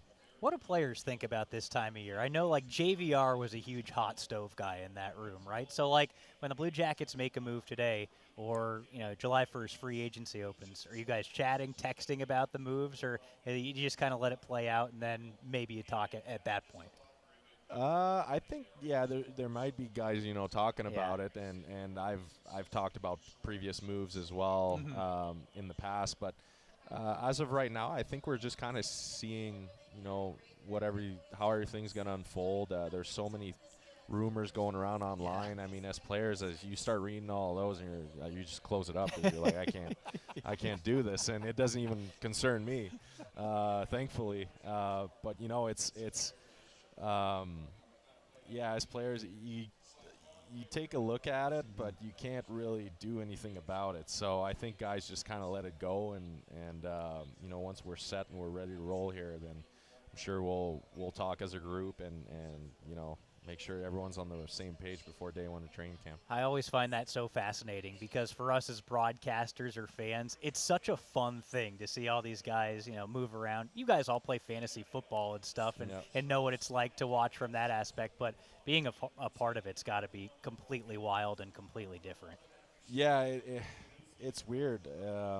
It definitely is a weird feeling, but you kind of have to just disassociate from it and really just focus on like I said, what you can control. And I know it's cliche, but it really is the only thing you can do in our case. And our job is to play on the ice and not to manage a team. So there's no point in in getting into all of that. Come on, we're all the smartest people in the world, right? We're all smarter than the people above us. All Twitter warriors, all of us. Hey, I want to ask you, last year was such a special season for you. Not just getting the extension, but you had the 18 goals. I mean, you were a force for this team. And I know you spent a lot of time working on your hands, and you wanted to prove that you were the guy that the numbers say that you were last year. Is there anything specific you're working on this year that maybe you felt like, last year was okay, but I can be better at this? Yeah, there's always things. I think obviously a guy my size and the style I play, I think speed's always an emphasis. You always want to come back faster, quicker, stronger on your legs. That's a big point of emphasis for me. But like I mentioned earlier, obviously expectations are there now. And, whatever people say, my expectations are higher. And, I look at the season last year, and there was some good stretches. But like anyone else, there were some stretches where, maybe I was a little cold on the stat sheet, or maybe there were some things that I didn't think I was very effective in on the ice. And thankfully, overall, it was a good year. But the stats for me are the stats. They're going to come in certain ways, but I think the impact that I want to have on the game, the consistency of having that night in, night out, that was one thing that I liked about the season last year, and obviously that I want to bring again and improve upon. Let's take the stats out of it. The fact that you were such a big contributor in so many ways. You're a leader on this team. There's no doubt about that. And if you're going to be a vocal guy, you've got to be able to put up, and you put up all year. Were you proud of that fact of it? Well, it comes, you know, it's always weird for me to talk about this because I don't, you know, people say, oh, you're a leader, you're a leader. Well, you know, you just do your job, right? Guys are leaders in their own way, and obviously I look at our captain group last year, and that's what they do best is just show and lead by example. And when you look at that and look at what they do, it's easy to just emulate. So, you know, what you do want to have is a positive impact on your team. And so for me, you know, if I had a positive impact on the ice, off the ice, in the room, perfect. You know, that's what I want to accomplish. But it's not in thinking, oh, I have to be a leader, I have to be this and this. You know, that's not the case. I think everyone in that room has some leadership in different ways, and you got to complement that leadership group and bring what you do every day. That's kind of how you bring that positive impact on your team. All right, I like that. I'm using that with you from now on. I'm never saying leadership. I'm just going to talk about positive impact. Sure. Right? No. That's all you want as a player, right? It sounds like I'm kidding, but I mean it. No. I mean it really. It fits exactly what you're talking about. Is dead on. I like that a lot. Well, thank you, I guess. But I mean, if you want to do seminars when you're done playing, positive impact seminar. Our broadcast, every time we broadcast, I just want to have a positive impact on our broadcast, right? Yeah. That's what anybody wants. I come and go on that, but anyway. Well, we have different roles on the team, but obviously you want your role to be, like I said, just have a good impact and bring the team in the right direction. So that's all you can focus on. What are you doing from now to training camp? You back in Quebec? You staying around here? What are you doing? Yeah, I'll be back and forth, I think. So we're kind of settling down into a new spot right now, so that's obviously a lot of work. But, you know, we like to spend our summers in Quebec. I have everything, you know, my workouts, my ice, physio, all that stuff's all set up there. And obviously we're seeing family and friends, so we got that going on, and then coming here a couple of times to get everything set up, and I'm sure we'll be here a good while before training camp and enjoy a longer summer in Columbus than I'm used to. But I'm excited because what a day today was. It was beautiful outside, and I loved it, so I can't wait to get on the golf course and experience it firsthand. Oh, yeah. It's been a little bit too hot for golf some days. If that's possible for some people, not for me. I'll go out at any time. But hey, it's great to see you, man, and congratulations on settling in here. And when you get the family back and lock in for the season, can't wait to see you again. Thanks. Yeah, I'm excited to get going. You know, it's going to be a good year. I'm really excited, and I believe our group's heading in the right direction. So summer's been motivated. That's the best word for it. Keep watching that social media. Maybe you find something. Nah, I got to stay away from it. There's a nice big screen there. I'll just watch that. Yeah. Mathieu Olivier with us here at Nationwide Arena at the 2025 Blue Jackets Draft Party. It's presented by Ohio Health. We'll be back with more right after this on 97.1 The Fan.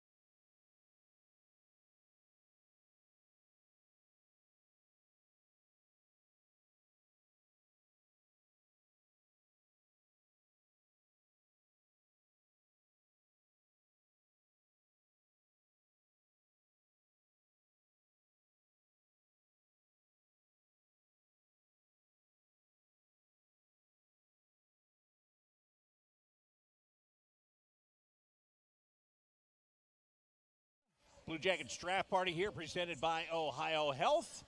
And 2 picks have been made now in the National Hockey League draft. We told you Mathieu Schaefer, defenseman, was taken first overall by the New York Islanders. Michael Misa, centerman, taken number 2 by the San Jose Sharks. Dylan, you said there were rumors the Sharks might not make that pick. They did. They take the centerman, and they fortify the position. Yeah, Michael Misa is a guy that was granted exceptional status into the OHL a few years ago. At that point, he was one of those guys, will he be the number 1 overall pick in 2025? Turns out he's not, but he ends up being the 2nd overall pick after Mathieu Schaefer, and by all accounts, he's just going to be a solid all-around centerman in the National Hockey League. Listed at about 6'1", 185 pounds. Scored a bunch of goals this past season for the Saginaw Spirit. So, like I said, he's a guy that adds down the middle to the San Jose Sharks, a team that is already deep down the middle with a couple of young studs. Will Smith, 4th overall a couple years ago in Nashville, and, of course, last year, Macklin Celebrini, number 1 overall, who was arguably the best rookie in the NHL. Certainly, I think, the best rookie forward in the NHL this past season. So, future's looking pretty good for San Jose. Right now we're joined by Steve Mears from FanDuel Sports Network, who broadcasts the Blue Jackets on television. Look, Mearsy brought his notes today. I don't know if he's ever opened this. I don't know if he's opened this magazine at all. This is notes. My copy of the Hockey News, which I had nothing to do with, other than picking it up from the mailbox, putting it in my car, and bringing it to this desk. Close enough. I don't know if it's notes, but it is one of the really good resources for the draft. I will say that, because they have a comparable for everybody, and I do like saving this one in particular, because you can go back 5 years from now and go back to this and be like, oh, they were spot on this guy, and they were way off on this guy, like every draft prognosticator out there. All right, who's Michael Misa's comparable in there? Right here at the bottom of the page 44, Jack Eichel. That's pretty good. That's a pretty good ad. Yeah, really good. 62 goals, 134 points. You talked about him a little bit. It was only Patrick Kane with more points among draft-eligible players in the OHL's history, or at least in the last 3 decades. So, it's going to get interesting now. I think we'll probably expect Frondell here with the Blackhawks. We'll see about 4 with Utah, and then it is wide open. So a lot of different balls in the air. We'll see what these teams are going to do, including the Jackets. Yeah, absolutely. Yeah. Who knows? The Blue Jackets might not even make the picks. Busy day already, huh? Yeah, it's been absolutely unbelievable. Jeremy Roenick out there right now getting set to announce those Chicago Blackhawks picks. So why don't we figure out what the Blackhawks are going to do here? I want to get Steve's take on what the Blue Jackets did earlier today. All right. Yeah. Sounds good. 100th season for the Blackhawks, too. You want to carry this pick? Player to our storied hockey legacy and heritage. With the 3rd pick of the 2025 NHL Draft, the Chicago Blackhawks select from Djurgården, Anton Frondell. Yeah, there you have it, the top-rated European skater, Anton Frondell, 6'1", 198 pounds, left-shot centerman, a guy that he played on the wing a lot this season over with Djurgården, but they project him to be a center down the middle, and one of these guys that's another great all-around player. That we talked about the strength down the middle in the draft this year. It's a lot of good two-way players, and Frondell is another one of those guys. What do you think about him? Patterns his game after Alexander Barkov. That's a pretty good start, right? I mean, that's the guy, especially now, that if I'm a center, if I have some size, I want to play like that guy. So, this is fairly predictable. And now I think 4, and especially beyond 4, wide open. I have no idea. James Higgins is an interesting pick. You've got Porter Martone. Some people talked about him being number 1 overall. Yeah, it's Caleb Denoye. His stock has really been rising over the last few months, so I have no clue where it's going to go. Utah also, we know they're going to be aggressive. Yep. They won that 2nd draft lottery to get to this spot. And then what are they going to do? Because they want to make a splash. They already have. They pick up J.J. Peterka. They've already made a couple of moves. But I think they've stockpiled draft picks and prospects. They want to be an impact team this year and make the playoffs. Yeah, and they're a team that, they moved from Arizona to Utah last year. They come up with a new owner. They didn't really have a lot of time to really tinker with it the way they want to, but he wants to win. And Yes. that's why they're aggressive right now, because they want to get into win-now mode. They have a name now, the Utah Mammoth. We should say that. Thank God for that. Did you have trouble with that? Like, I was like, drove me crazy. I just stuck with Utah. I didn't know. Yeah, I didn't want to get all tangled up. It's hard enough with any team name for me, but. It's why I couldn't do soccer. But I it can't was, do the club thing. That's like, right. Just give me a name. That's it right. also felt stupid, like when I would do our scoreboard segments, just calling them the hockey club. I hated that too. Right. Like some people wanted them to keep hockey club. I think I have that name. Come on, I like Mammoth. They did a good job. I enjoyed going out there. I don't know about you, Bob, but I enjoyed it out there. Nice arena, intimate. We're real close to the action. And I'd never even been to the city before, but very impressive. Nice. Yeah, very, very impressive. So, and let's see. They've been talking about moving that pick. Now, I'm not saying they're going to in the next 3 minutes, but then again, we've seen that kind of stuff happen before. Yeah, another wild card type thing is the Islanders, who have already been active today. James Higgins, Long Island native, that would be the biggest splash. That Islander fan base would go crazy if they got the first pick, the best player in Matthew Schaefer, and then they got the local guy in James Higgins. We're going to see if that's going to happen, if it comes to fruition, but I know a lot of Islander fans want that to take place. That Matthew Schaefer, by the way, impossible to not root for him. That was so emotional. I'm watching on the scoreboard, and I listened to a few of his interviews, and what a polished gentleman. He is so impressive. Great personality. They told a story about his mom passing away from breast cancer when he was 16, and you saw the emotion from the entire family there. So I will be rooting for that kid throughout his entire career because I was so impressed by him. Really, really cool moment, and kind of a strange scenario around him in that he was hurt for much of the season this year. 17 games. And he's still the #1 overall pick. He was so impactful and so good when he did play that NHL franchises feel like they saw enough, scouts feel like they saw enough to go #1 overall. When do you ever see that a guy doesn't play a full season or even half a season in his draft-eligible year and he goes #1 overall? I think that speaks to the type of player this guy could be. Impact defenseman. Yep. Yeah. You got to have it. You want to go far. Blue Jackets have one. Especially when they got rid of one earlier today. That's right. Exactly. But it's easy to make a trade like that if you know you've got this kind of guy that you're going to bring in a couple hours later. And they probably knew that maybe the day after that lottery ball landed in their favor. I mean, what good fortune to go, what is it, 10-1? They had 3-something% chance to win the draft lottery, and the Islanders did it. And now new regime there, Matthew Darche. So exciting times for the New York Islanders. And, big splash earlier today. It was a hefty price for Noah Dobson, but, very interesting with the Montreal Canadiens making the move. So what do you think about what the Blue Jackets were able to do? They've got Miles Wood coming in, Charlie Coyle coming in. You talked about a hefty price. The Blue Jackets paid a lot for those guys, a second-round pick, third-round pick, and a prospect in Gavin Brindley. But they get some veteran experience, speed, size, and I think they've really rounded out their bottom six nicely. Size, the big thing. That's the trend right now. Yeah. We saw the Florida Panthers, and it's not just size, but it's strength down the middle. Yeah. You want to win a Stanley Cup, you have to have that strength. Panthers, Barkov, Bennett, Lundell. You could talk about McDavid and Draisaitl, obviously. You go back to when the LA Kings had their mini dynasty. It was Kopitar, Carter, Jared Stoll. You want to build a franchise cup contender, and you do it down the middle. So I think that's exactly what Don Waddell is doing. I'm thinking Fantilli, Monahan, Charlie Coyle. He's just been a solid NHL player. He's a great guy, too. He's coming up on 1,000 games. He's never missed the playoffs in his career and was a big part of the Boston Bruins in 2019 when they went to Game 7 of the Stanley Cup Final, lost to the St. Louis Blues. He was one of their top scorers in the Stanley Cup playoffs. He was picked up from Minnesota and played very well for the Bruins. So I'm excited about Coyle, just a real dependable NHL player and a center, a right shot center.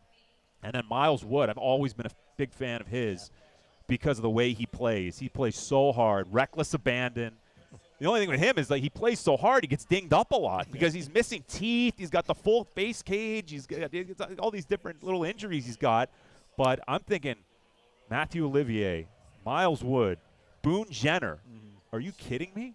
This is going to be a tough building. It already was. Yeah. But this is like, who's going to want to come here and play against that team? It's going to be rough and tumble. You're going to get banged up playing the Blue Jackets, which you love. And by the way, they want Dmitry Voronkov to be more of a physical player. Oh, well, if Forgot about that. Imagine if he was. I mean, that's the challenge. I know Dean Evason has tried to preach that with him. Still a young player, but imagine if he had a little Tom Wilson in his game, he'd be such a force. But you throw in some other players with a good edge, like Eric Goodbranson, and it's clear Don Waddell that's what he's emphasizing here. He sees the trend in the game today. Even the draft last year, I think the shortest skater was 6'2" that he drafted. Yeah. So, like, that's obviously where the game is going. I know it's cyclical, but that's where the game is headed. A lot of it is the Florida Panthers, but it's not just them. It goes back to the St. Louis Blues in 2019, Tampa Bay Lightning. They had a big defense. They had big players down the middle. So that's where the game is at right now, and I think Don Waddell realizes that. I'm glad it's there and not in the old trap system of the Devils. No, thank goodness. Oh, my gosh. Oh, we had the speed for a while. Yeah. Pittsburgh won with a bunch of speed, and it used to be heavy with Anaheim, LA Kings 2012 and 2014. San Jose had a big, heavy team, and that was the trend at the time. All right, the Utah Mammoth is making their pick. With me. Staying on course, the next pick is for the Utah Mammoth. Joining us from Utah is one of the PGA Tour's longest hitters and most decorated athletes, Salt Lake City native Tony Finau. Thank you, guys. Tony Finau here, coming to you from Salt Lake City, Utah. Super stoked to be here to make this pick on behalf of Utah and the Utah Mammoth. Being a Utah native myself, having an NHL team in Utah has been absolutely incredible. Our inaugural season, I thought, was incredible. It was great, and I'm so looking forward to seeing the team grow with this incredible player. Now, I got to be honest with you guys. When we changed the name to Mammoth, I'm like thinking to myself, what kind of noise does a mammoth make? Well, I don't know what type of noise a mammoth makes, but I know what type of noise we make right here in Utah. Can I get a one more time for those in the back?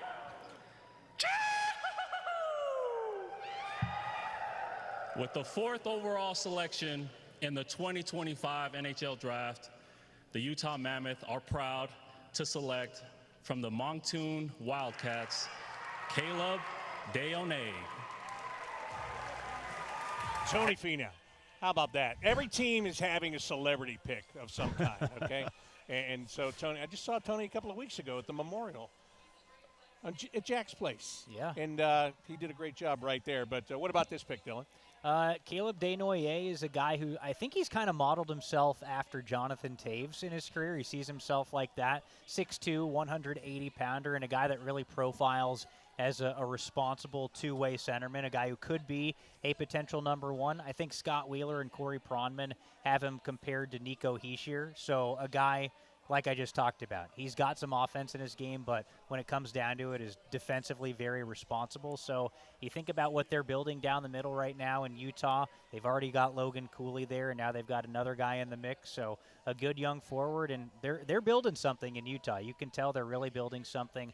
Of course, adding J.J. Peterka. They've already got talent with Schmaltz and Clayton Keller on the wings there. We talked about what they added on defense last year with John Marino and Mikhail Sergachev. So if I'm a Utah Mammoth fan, I'm very excited by what's going on. And, you know, Caleb Desnoyers was rated as the 4th best player in the draft by The Athletic. He was, you know, in that, 4 to maybe 6 to 7 to 8 range. So this is when it starts to get interesting. And Porter Martone's still on the board, so we'll see where the big power forward ends up. But it's another fun pick, and I think now things have really opened up. It's time to get going in this draft. It is. All right, we're going to take a break, and we'll come back with more from Nationwide Arena. The 2025 Draft Party is presented by Ohio Health. You're listening to 97.1 The Fan.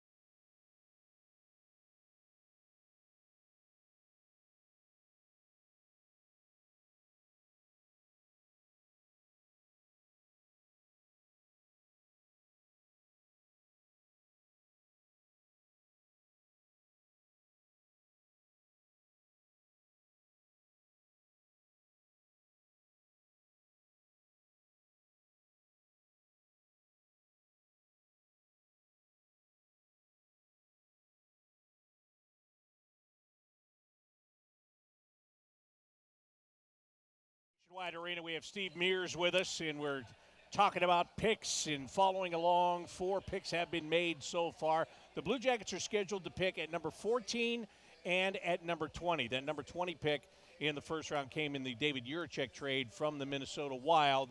So barring any movement in this first round for Don Waddell, that's what we're looking at, number 14 and number 20. We've been watching these guys get picked off the board, and a lot of centermen here, or the last 2 have been centermen that have been going down the line. We talked about Utah and how they're looking to get better. Chicago takes a centerman. Chicago is interesting to me because they've had Connor Bedard now for a couple of years. They tried to surround him with some experienced players, but they really haven't been in experience and win type of mode. And they're starting to get to that point where they're tired of having Connor Bedard, but picking number 1, 2, or 3 in the order, right? Yeah, it's been tough, but it takes time. It takes time. They went down to the studs. Right. I mean, it was rock bottom. It wasn't like a partial rebuild on the fly. It was all the way down. So it does take time, and I think it gets accelerated when you have a guy like Connor Bedard and you want to surround him with good players. As you said, they've tried that.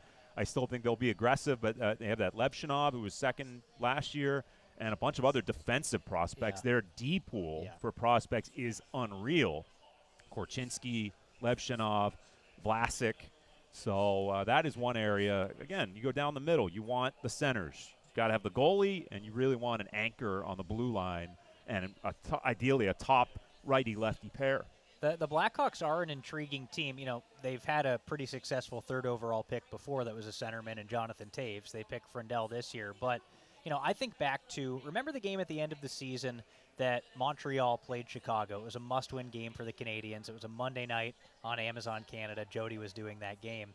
A lot of Blue Jackets fans were keyed in because they wanted Montreal to lose that game. I came away very impressed by Sam Rinzel on the blue line for the Chicago Blackhawks. He was fresh up, and I was like, whoa, this guy's got some game. Vlasic I've really liked for some time.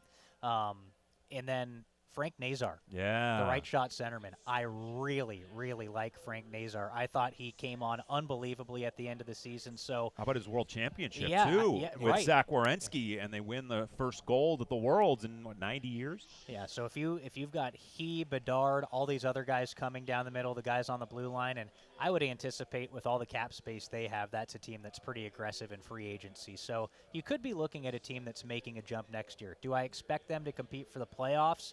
Not necessarily, unless they really add some impact in free agency, but you know their goaltending situation's nice too. They have Drew Comesso is a guy who'd been playing college hockey.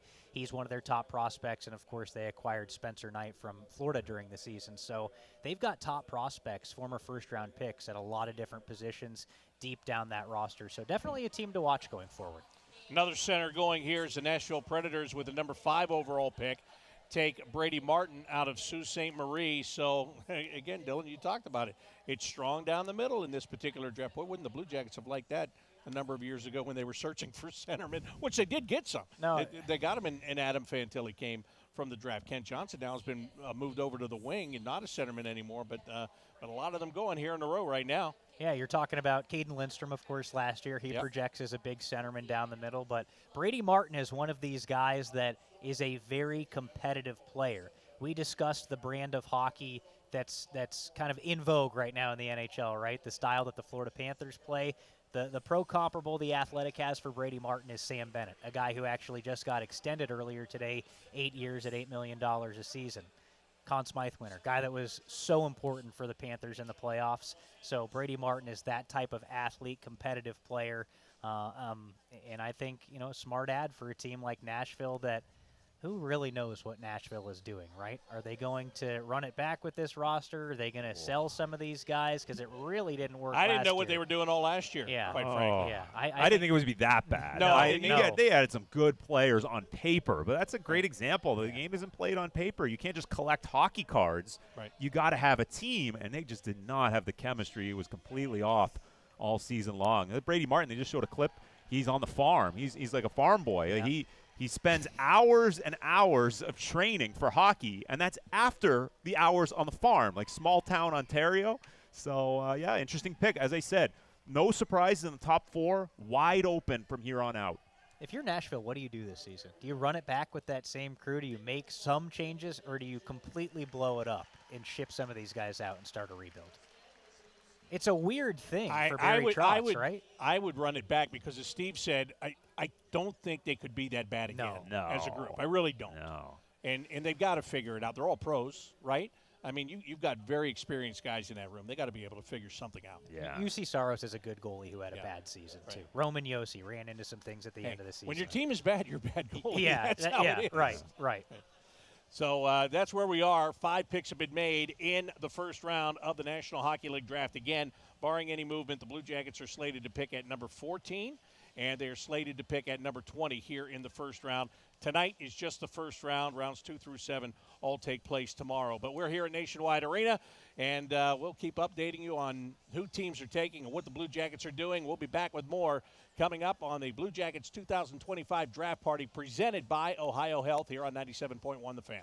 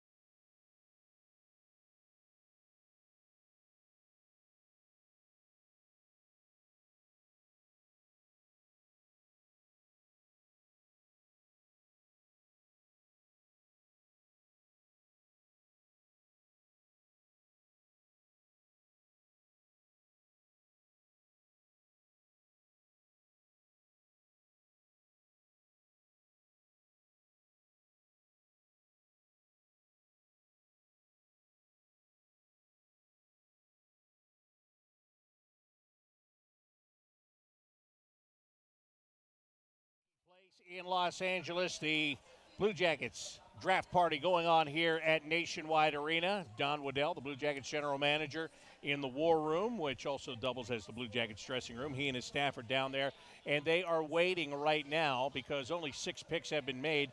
Porter Martone is the latest by the Philadelphia Flyers, a right winger. Before we talk about him specifically, Steve Mears is with us right now. And Philadelphia, what do you see with this team? Because John Tortorella goes in there, and he was supposed to engineer a turnaround. It didn't happen. They go out, they get Rick Tocchet. I love Rick Tocchet. I really do.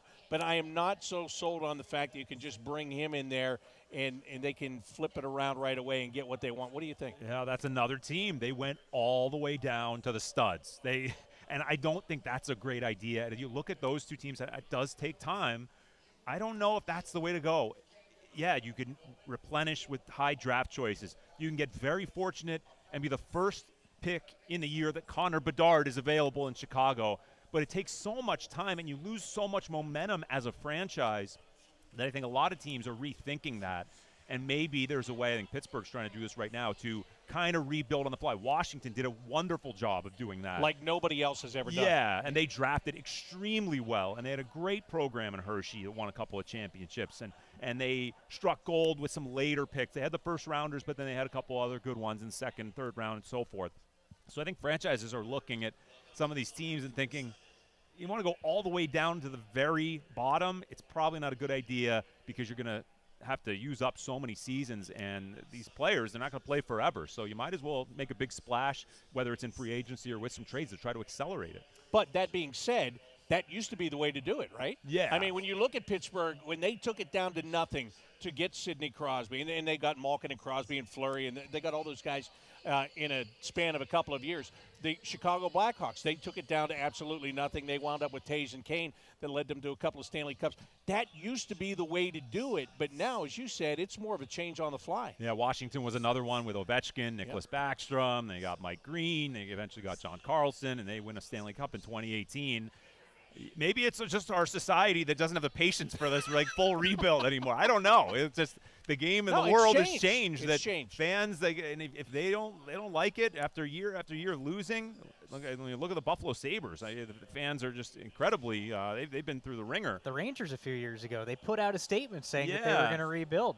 And they accelerated by going out and getting Panarin, and that was the big splash. They were fortunate that he wanted to go there, and we know how that all went. But I just think there are ways to do it so it's not taking 5-6 years, because fans want to see a winner. And if you're going to spend a lot of money, and in some of these markets, ticket prices are really expensive, they want to see progress. And in a couple of these cities, they haven't really made a whole lot of progress. A team like Philadelphia took a step back last year. Remember, 2 years ago, they almost made the playoffs, surprisingly. Right.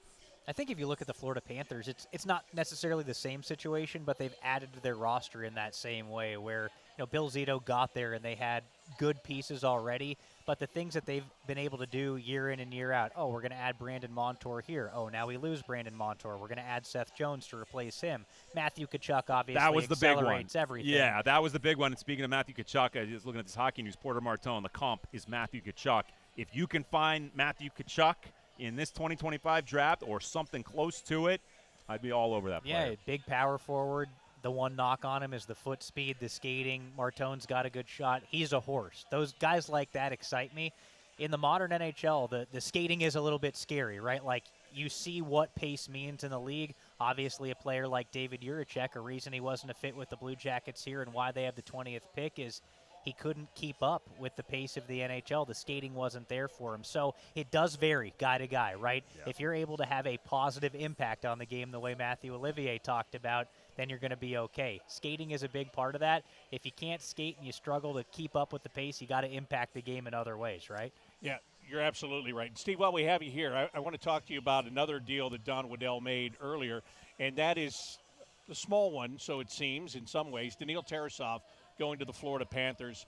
Look, you had the three-headed monster with the goaltending situation. They love Jet Greaves. Jet finished a year here. They won 6 in a row with him. You knew he was going to be a part of it. He has a one-way deal next year, so he was going to be here. It always looked as though Tarasov was going to be the odd man out. I think, first of all, I think what Billy Zito did there is great, because I think Tarasov, no matter how much he struggled here, he gets to go there. He'll be with Sergei Bobrovsky. If he replaces Bobrovsky in 3 or 4 years and has a good career, it won't shock me in the least, no matter what he did here. But the Blue Jackets move out the problem of having an extra guy, and now, as it stands, it's Merzlikins and Greaves unless something else happens here. But how do you see that changing the whole goaltending situation? Yeah, I heard about the trade yesterday, and I thought it's a shame because Tarasov, he's got the tools, right? They say you can't teach 6'5", and a great kid, just in the limited conversations that I had with him last season. Unfortunately, he lost me when he didn't go down to Cleveland initially, didn't want to go there. It was well documented, and I just didn't understand that. Why wouldn't you when you don't have the resume? It's not like you're Patrick Waugh. You go down, you work on your game. In fact, he eventually did that, and he came back and he went 3-1-1 in his next 5 games. So I don't know what the problem is to go down and just fine-tune your game. I don't care who you are, especially if you're a young player. So I wish him the best of luck. He goes, you mentioned Sergei Bobrovsky, not only fellow countryman, they're from the same hometown. Novokuznetsk is a small town in Russia that's produced those 2 guys, Kirill Kaprizov, Dmitry Orlov, so I don't know what's in the water there, but I wish him very well. And then for the Blue Jackets to get a 5th-round pick, didn't think it was going to be quite that high.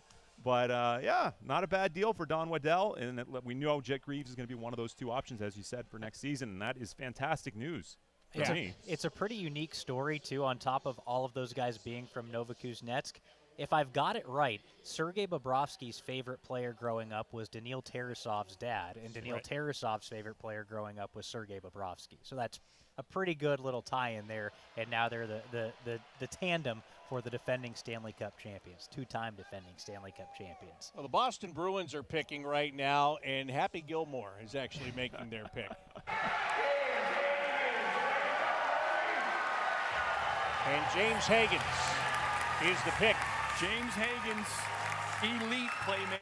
So James Higgins, we talked about him. Where's he going to go? He doesn't go to Long Island, but I'll tell you what, the people in Long Island are going to see a lot of him with the Boston Bruins. They are, and the Boston Bruins would have seen a lot of him because he played at Boston College, so they're very familiar. But the thing is, a smaller player, and his stock dropped this season. I mentioned a couple other players like Denoyer. His stock gradually rose. Schaefer as well. And James Higgins, 5'11", 186, and his stock dropped. But, yeah, Long Island native, thought maybe the Islanders would make a move and would go after the hometown guy.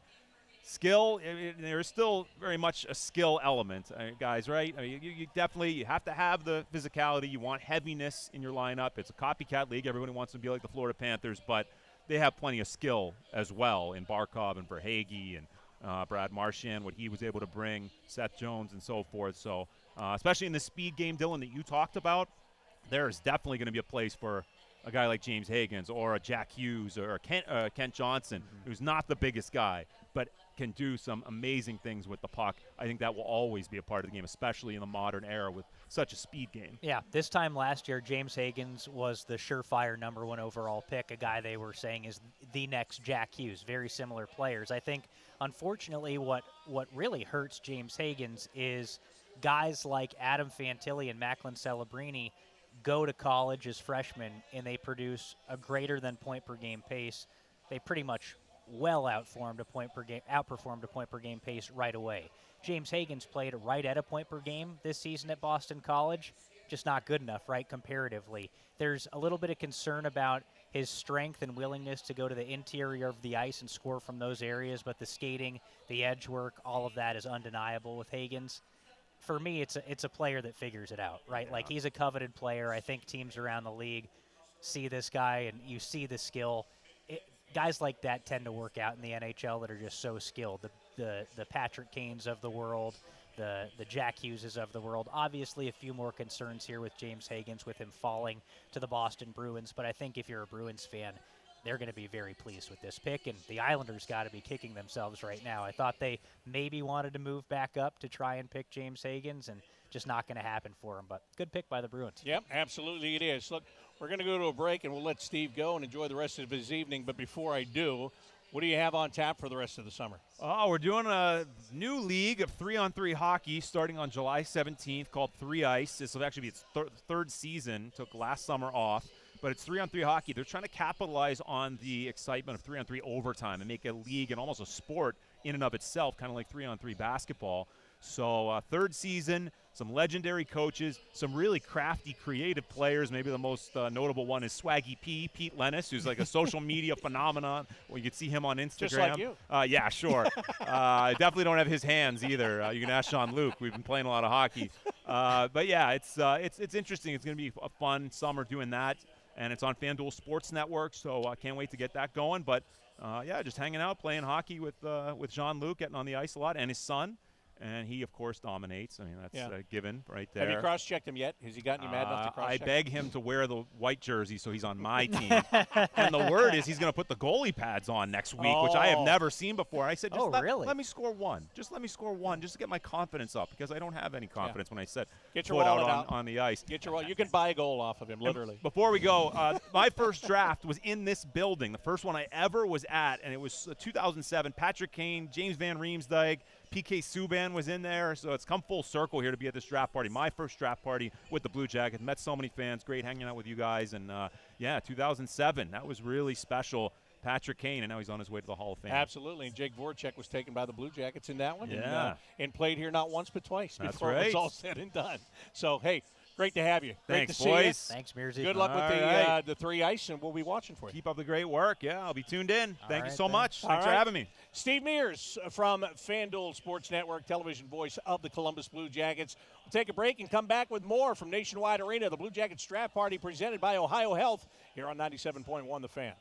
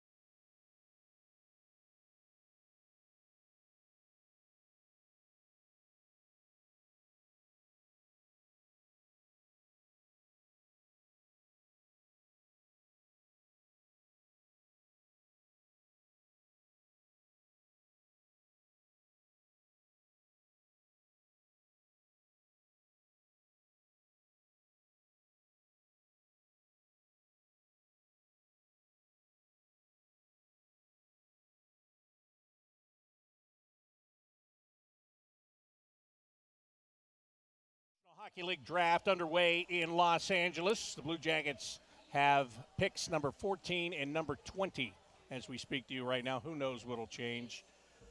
I know what's going to change. Our demeanor right now. Here's the head coach of the Blue Jackets, Dean Evason, joining us from downstairs. Dean, how are you? How's your summer been? Summer's been great. Weather's been great. Lots of golf. It's been awesome. You've been dominating on the golf course so far?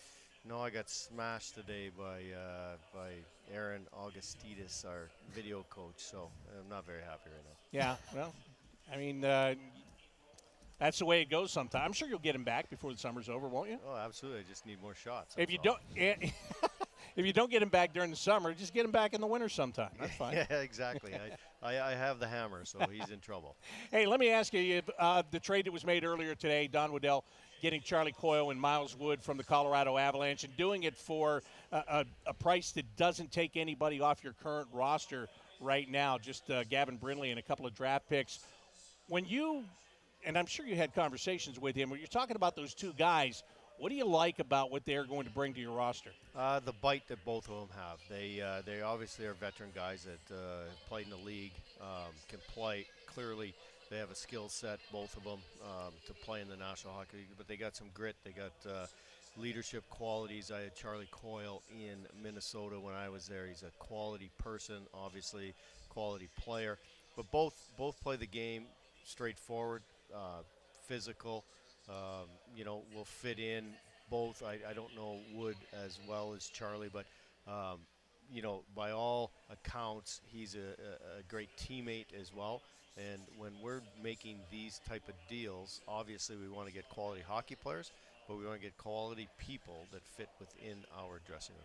Dean, you always say everything is earned, not given. Mm-hmm. You got to be looking forward to training camp and all the competition that's going to take place there. So what do you think these couple of additions plus what you guys will do in the coming days does for that, just the competition up and down this lineup? Yeah, 100%. And you know what, our guys understand how we want to play now, systematically, competitively, and as you said, accountability and earning the right to play more minutes. And that's been established here.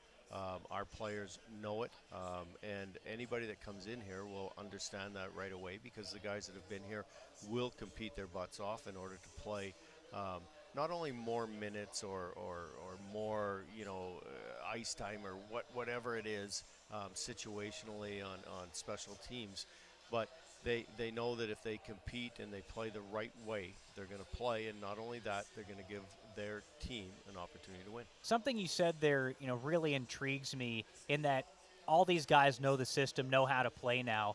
It's year 2 for you coming up, so in your experience, what changes for a team in that second year just in terms of comfortability, confidence, and the way that you guys need to play? Yeah, systematically, it allows them to go out and play free, right? It allows them to go out and play the game, and react instead of think. I think the first part of the season where we're thinking like how we want to play, and it's a different structure and what have you. The players will teach the other players. They know exactly how we want to play the game. Now you can go out there and just react and play how we want to play, but play freely. So whenever you can give the room to your team, to the leadership, and allow them to teach as much as we want to teach as a coaching staff, the better off we're going to be. Talking with Dean Evason, the head coach of the Blue Jackets. And look, you're not a general manager, but you are the head coach of the team. How much do you get consulted, or how much do you try to make sure that Don Waddell knows what you're thinking about players or situations or how you want to make this team better? Yeah, the best thing about Don and obviously the entire, his staff upstairs, obviously with Rick Nash and Chris Clark, is that the communication line is wide open. We talk all the time, and that doesn't mean daily. We just communicate all the time about different situations and who we like and how we want our team to play each and every night.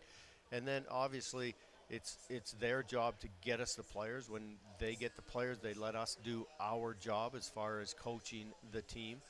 So I think it's a real comfortable situation for all of us. We're all on the same page, and we're here to win, obviously, now. And our ultimate goal is clearly the Stanley Cup. Unrestricted free agents. There's still some out there, and Don isn't necessarily done wheeling and dealing by any means. But is that kind of a strange situation with you? Because those are players that are your players or have been your players, but they might not be your players in less than a week from now. And I'm sure there's some of those guys that you'd like to have, but you don't have that control of whether it's going to happen or not. Well, yeah, it's a good point because, you know, I don't get involved as a head coach or an assistant coach, and I talk to our coaching staff about that. Like, there's a lot of coaching staffs that are like, we got to get this guy, we got to get that guy, we don't want this guy to leave. Like, if Don has a question, he'll ask me, and I'll ask the group, and then we'll bring it to him. But it's, again, like I said, it's their job to put the team together with our input clearly and communication. And then it's our job to coach when they get here. It's difficult, but as an ex-player and now as a coach, you understand that, you know, players come, players go. Certainly coaches come, coaches go. You get fired or leave for different situations. So it's just part of it. You got to continue to be and have a positive mindset so that when and if players come or go, you give ourselves the best opportunity to have success. Do you have much to do with the development camp that'll be coming up in a couple of days, or you let your other coaches handle that? Yeah, no, it's more, you know, the obviously, you know, the development team with, you know, headed by Nasher, you know, the Cleveland guys at Trent will come in, and they'll handle most of it. I'll be around, obviously, meeting the guys and you know, watching and you know, just getting a feel for who they are. But again, it's July, right? So, you know, you can't put a whole lot of stock into that, ice and what have you. You just want to have them come, meet everybody, understand, be in that dressing room, understand what it means to be a Columbus Blue Jacket, and when they get that opportunity, you know, to be here, to take it, grasp it, and thrive to be in that dressing room where it is earned, and they will learn that right away. And you don't need to be on skates yet, do you? Good God, no. just golf spikes, that's it. I never take a stride when I'm on the ice anyway. Not Good that point. I did when I played, but. Well, you took it a half a stride, must have been good enough then. Well, you didn't have to skate as fast as these guys have to these days. And I used to be able to hook and hold and slash and fight and whatever, but now it's a little different game. All right, Dean, hey, thank you very much. Really appreciate it. Great checking in with you. Enjoy your time the rest of the night here and getting to meet some of the new prospects during development camp next week. Thanks, guys. Appreciate it. All right, that is Dean Evason, Blue Jackets head coach, talking with us about his role here. And I think it's fascinating, that role between the general manager and the head coach, because, you know, if you're the head coach, there's certain things you want. You're not going to get them all. You know, but I love how he talks about the lines of communication that he has with Don Waddell's staff, where they can have those discussions and decide what's best for the team. It's Don's ultimate decision when it comes to the makeup of the roster, but, you know, they talk about it, and each side knows what the other side's thinking. I really love that, too, and I admire that in all sports. You know, that so many times I think as a fan, you're like, okay, the GM makes the picks, he makes the roster, and the coach just coaches the team. And I'm sure in some organizations that is how it works.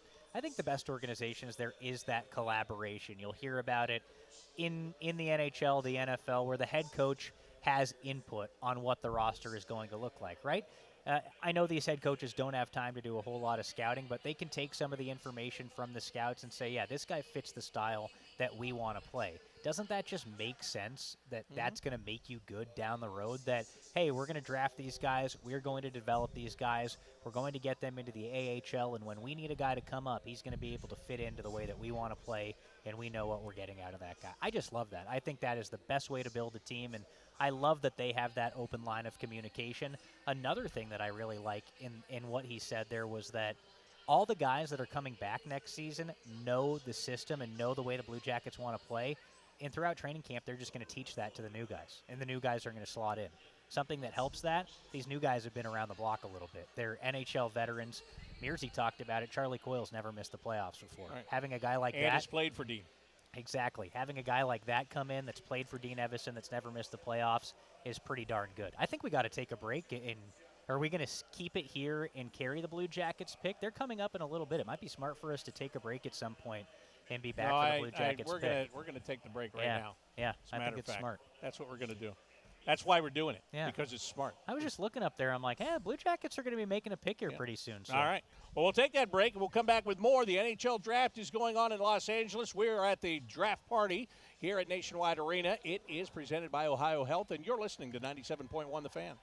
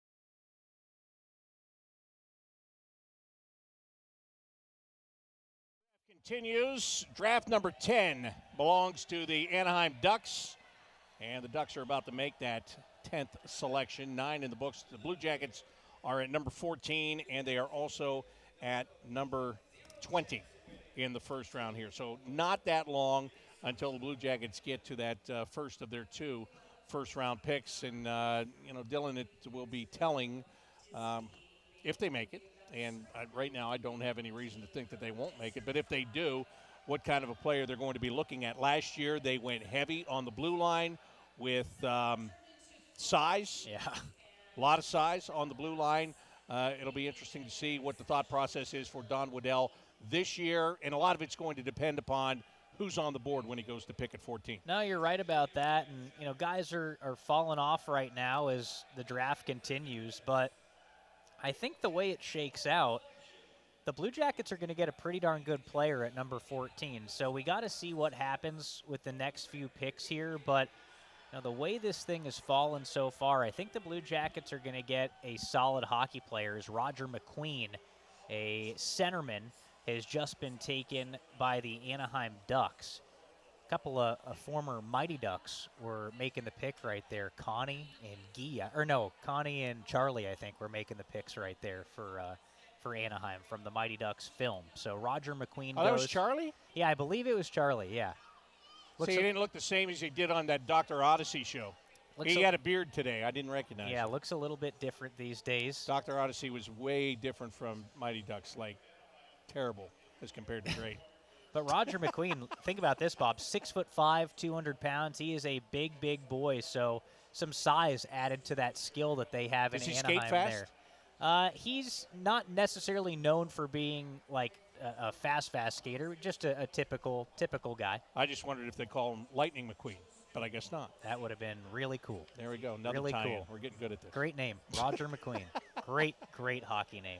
All right, so that is 10 picks in.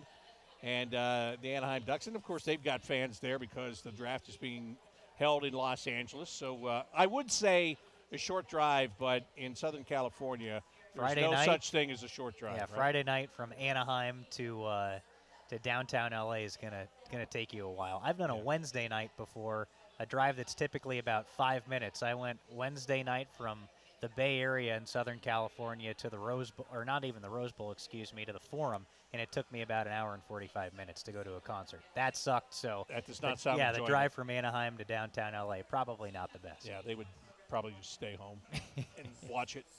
But anyway, so that is the 10th overall pick, Roger McQueen. Yeah, there he is. Yeah. All right, now I can see Charlie. Yeah, he's got the beard, but he's wearing the number 96 for the Ducks. So now he looks the part. Look, yeah, from the side, I think he looks more like Charlie. Straight on, the beard really makes it difficult. This is great radio, by the way. And great streaming because they can't even see the video. Yeah, we can't put ESPN ESPN on the video screen. So anyway, sorry about all of that. I hope the description has been enough for you. My goodness. So really, well, and we talked about this, there's no surprises at this point because nobody knew what to expect. No. After you got past the first couple. No, and we haven't really seen trades to this point. No. There have been no impact deals, and it's going a little bit quicker this year. The picks have to be in a little bit quicker, so that might be impacting, when these trades happen and why they're not happening. So, there's a lot of first round left, but right now it feels like these teams are pretty comfortable just making these picks. Well, let's talk about the Anaheim Ducks because this is another team, as I see Pat Verbeek on the screen here in the building. Pat Verbeek, the general manager of the Ducks.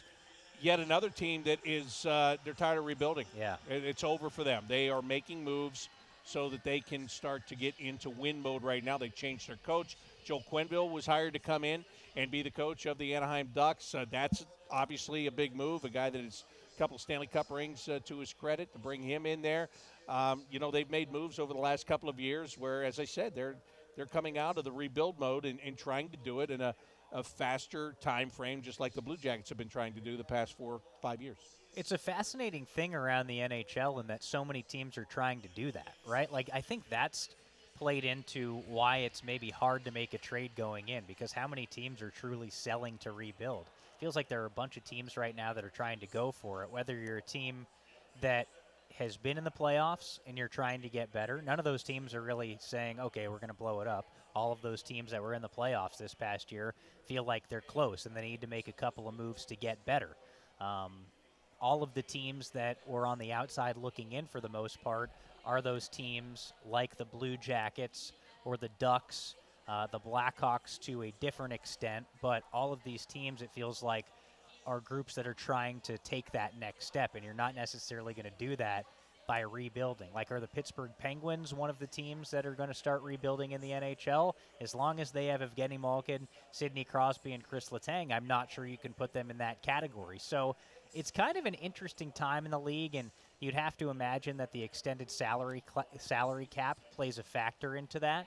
So it's wait-and-see mode right now, but deals are still out there. These picks are still there, and like we said earlier, if if you're talking to a team and their guy is still there at 14 or 20, maybe there's a deal to be done. Maybe something happens. But so far, everybody's just been taking these picks, and seems like they're pretty happy to be doing it. Everybody's got their guys. Talked about the Pittsburgh Penguins. They have the next 2 picks. Their own is the 11th pick, and then they got one from the Rangers. The Rangers had the option to give up this year's pick or keep it and give up next year's pick. They decided that they would go ahead and trade this year's pick. I know what I picked this up for. I just want to look at last year's standings, because as you're talking about how hard it may be to make a trade, and look, there was so much parity last year in the National Hockey League, and that is why, and I really do believe that's why, that there are so many teams that feel like we're right there. I mean, the Blue Jackets missed by 2 points. Detroit missed by 5 points. The Rangers missed by 6. Even the Islanders, they missed by 9. Look, Pittsburgh's out of it. Buffalo, they're trying desperately to turn things around, but they're still, it's still going to be a tough turn for them. You got Calgary that was tied, lost a tiebreaker to St. Louis. Vancouver only missed by 6, and for everything that they went through there with all the turmoil and trading JT Miller, the fact they only missed by 3 games, essentially is something. Utah was there with 89 points, so that's your problem. There are so many teams that feel like they were either right there last year, or there was an issue, like we talked about Nashville. There was an issue that kept them from getting the points, and they feel, wow, this year we're going to fix that, and we're going to be okay. So that's probably a good reason why you're not finding teams going out there and making deals right now. It is an interesting time, right? Like, I don't know if we've ever really seen anything like this. With the parity, with the cap going up so much like this, teams feel like they can do some stuff. The cap thing. The big teams have waited so long for the cap to go up. What's it been, 4 years? Yeah. So now they actually have a little bit more money to play with, and that factors into it too. That's a great point. But we'll see what happens, when free agency unravels. Maybe there's a free agent that you feel like can make your team better, and you got to do some cap gymnastics to make that happen and lose a guy. You know what I'm saying? Right. So it's Although kind of. I've heard that for so many years. Right. Yarmo said that for like 3 years in a row. We're going to benefit from teams that can't fit guys under their cap, and it just never happened. Yeah. So I'd love to believe it, and maybe you're right. Maybe it does happen, but I'm one of those until I see it, I have a hard time believing it. The Blue Jackets did kind of do it today. Colorado needed some cap room, so they lose McAvoy and they lose Wood. And now they've got a little bit, or not McAvoy, Charlie Coyle, excuse me, getting my Charlies mixed up here, former Boston Bruins. But you see what I'm saying here, and that they needed to make a little bit of move, and a little bit of room, and the Blue Jackets are able to benefit from it. First pick from the Penguins is on the way right here. A lot of boos in the building here. Let's go to the commissioner. Over 1,161 NHL games. Making the 11th pick in the NHL Draft, please welcome one of Pittsburgh's all-time greats, Chris Letang, and his son, Alex.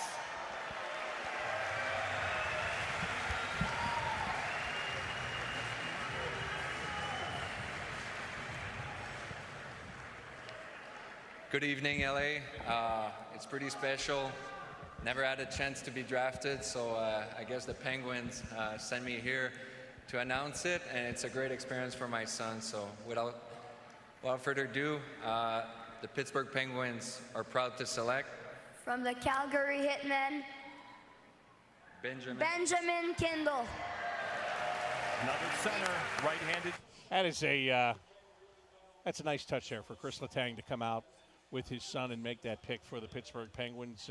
Chris Letang has been such a great player for them and has had some really quite serious health issues. And his family's been there right by his side. And so his son was right by his side in making that pick as well. Benjamin Kindle from the Calgary Hitmen, yet another centerman being drafted here. Yeah, that one's a little bit of a surprise pick. Going by the Athletics player rankings that we have here, he is the 33rd rated player on the board here. So maybe a surprise pick, our first surprise pick by the Pittsburgh Penguins, going way down the board. They had the 11th pick, and they draft Kindle, who, like I said, the Athletic has rated as their 33rd best player in the draft. One of the better forwards in the WHL this past season, a little bit undersized at 5'10", 176 pounds, but he does a lot of things well. So Kyle Dubas, something he really likes about this guy to potentially, I'm going to go quote unquote, make a reach for him. And I give the air quotes there because there are so many unknowns in the draft this year. Everybody's got players slotted differently, but by the chalk, that's it seems like a little bit of a reach by the Pittsburgh Penguins. Yeah, maybe it is, although he was ranked first amongst draft-eligible skaters. And when you look at his numbers, he really went up from 2 years ago to this past year. He had 60 points 2 years ago. This year he had 35 goals and 64 points, or 64 assists rather, for 99 points overall. So he made some great strides. But again, this is exactly what we were talking about early on. You can look at one list and you can consider it a reach. You can look at another list and go, oh, okay, that's kind of in the ballpark of where you thought the guy should go. Yeah, it's well, we'll see. They have back-to-back picks too, Right. So we'll see if they surprise again with their second consecutive pick. Yeah, right here. and that is interesting too, because if there's a guy that you don't have to make a reach for a guy, unless you're trading that second pick. Like, you can go get whoever you want. Yes. You've got two back-to-back, right? Mm-hmm. So It always fascinated me how you pick who goes first when you have those back-to-back picks. Yeah. How does one guy go first? Well, and you how just does take the them other both guy at the go same second? time. Yeah, you could right? do that, couldn't you? And then, it's like twins. You go, well, I got drafted 3 seconds before you. Okay, fine. But like you said, maybe they got something in the works. They got their guy with the first one, and now they're trying to make something happen with the second one. Well, that'll be interesting to see. And I don't know if that's the case, but just makes you wonder if they take what seems to be a bit of a reach pick, because you've got that second one coming up. You don't have to do that, or I don't know. Who knows? Maybe you promised the agent, I'll take him with the 11th. I'll take the other guy with the 12th. You never know how it all works. There's so many things that go on behind the scenes of this, but that's where Pittsburgh is. We are now 11 picks in. The Blue Jackets, of course, are coming up with pick number 14 in this first round of the NHL Draft. As a matter of fact, let's just take our break right now. Yeah. We'll come back. We'll tell you who the Penguins took with their second pick, if they took their second pick, and we'll get ready for that first pick that the Blue Jackets are taking in the first round of the NHL Draft. The NHL Draft is going on in Los Angeles. We are at the draft party here at Nationwide Arena, which is presented by Ohio Health, and you're listening to 97.1 The Fan.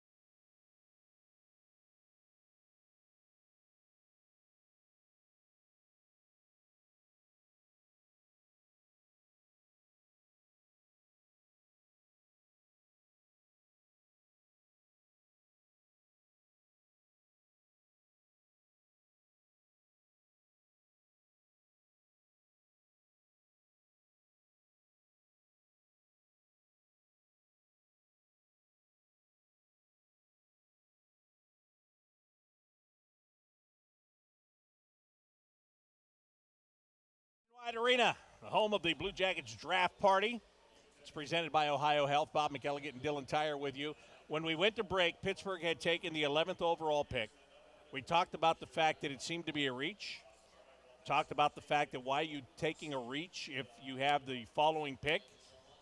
Look, sometimes you don't have to be smart. You just have to be aware, okay? Great reasoning skills by you, Bob. And they did trade the 12th pick. Not only did they trade the 12th pick, it's almost, to me, sacrilegious. Yeah. They traded it to their cross-state rival, the Philadelphia Flyers. So the Flyers are on the clock right now.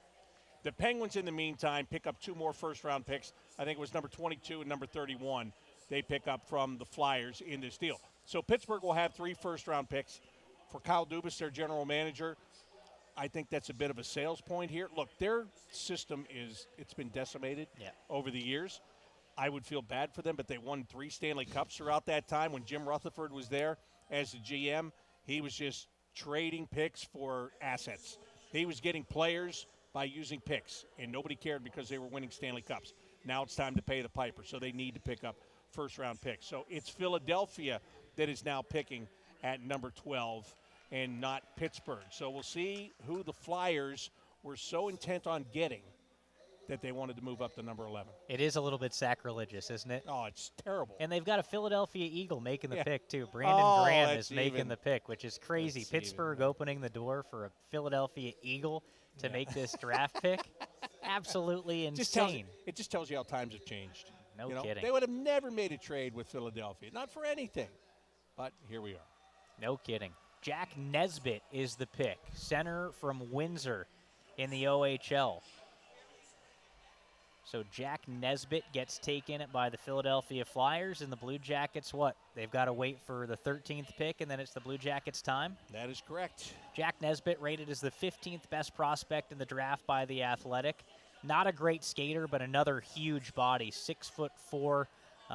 He's listed at 185 pounds. I'm sure he plays a little bit heavier than that at 6'4", but a guy that is a little bit of an all-around talent, much like the players that we've been talking about throughout this first round, guys that are good two-way players, and they can play up and down that lineup. So Nesbitt is another one of these style of players, and he gets picked by the Philadelphia Flyers here. So still some really talented guys on the board for the Blue Jackets, a bunch of different guys that they didn't think really would be there. A defenseman like Kashawn Aitchison, maybe another defenseman like Jackson Smith.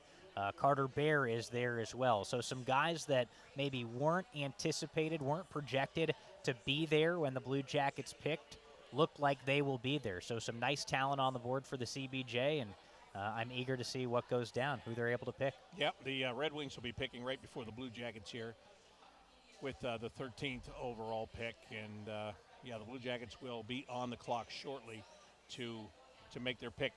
Of the guys, I shouldn't ask you this until after the Flyers pick, I know that, but what do you think? What's your prediction based on who's on the board right now, barring the Red Wings choice coming up? Well, Victor Eklund is on the board right now. He's a very skilled forward, but with a history of Detroit taking Swedish forwards, Swedish players overall, I could really see it.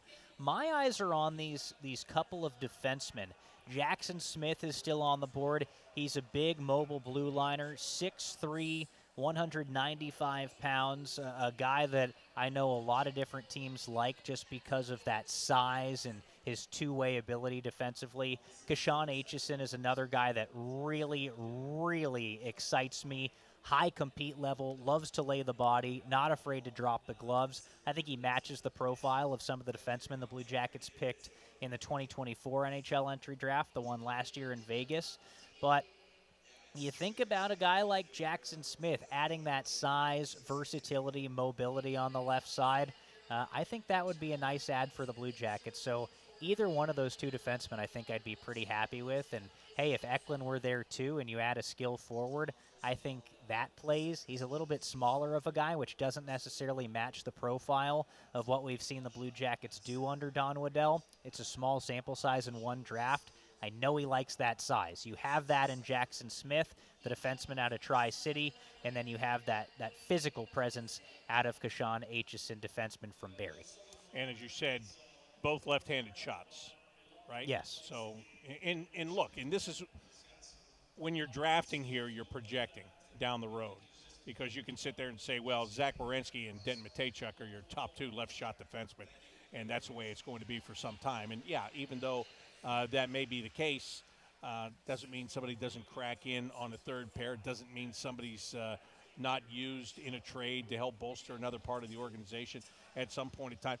Look, you can never have enough defensemen, right? And this organization kind of learned that because once upon a time they had a lot of defensemen in the pipeline, and then they kind of went away from that. And starting last year, they started to rebuild along the blue line. So, yeah, that makes a lot of sense. If they go in one of those directions, it really would not be much of a surprise as they would just continue the building process that they started last year with the big defenseman. Yep, like I said, any of these guys, I think I'm pretty happy about if I'm Don Waddell in the scouts for the Blue Jackets. Jackson Smith, Kashawn Aitchison, potentially a forward here. We talked about all that strength, the depth down the middle in this draft, so it's just a waiting game right now, just a matter of time until the Blue Jackets are able to make this 14th overall pick. Detroit coming up in front of them, and then the CBJ ready to get people excited here at Nationwide Arena. I will remind you, we've got a chat running right now on YouTube, so if you've got any questions for us, comments, you want to have some fun,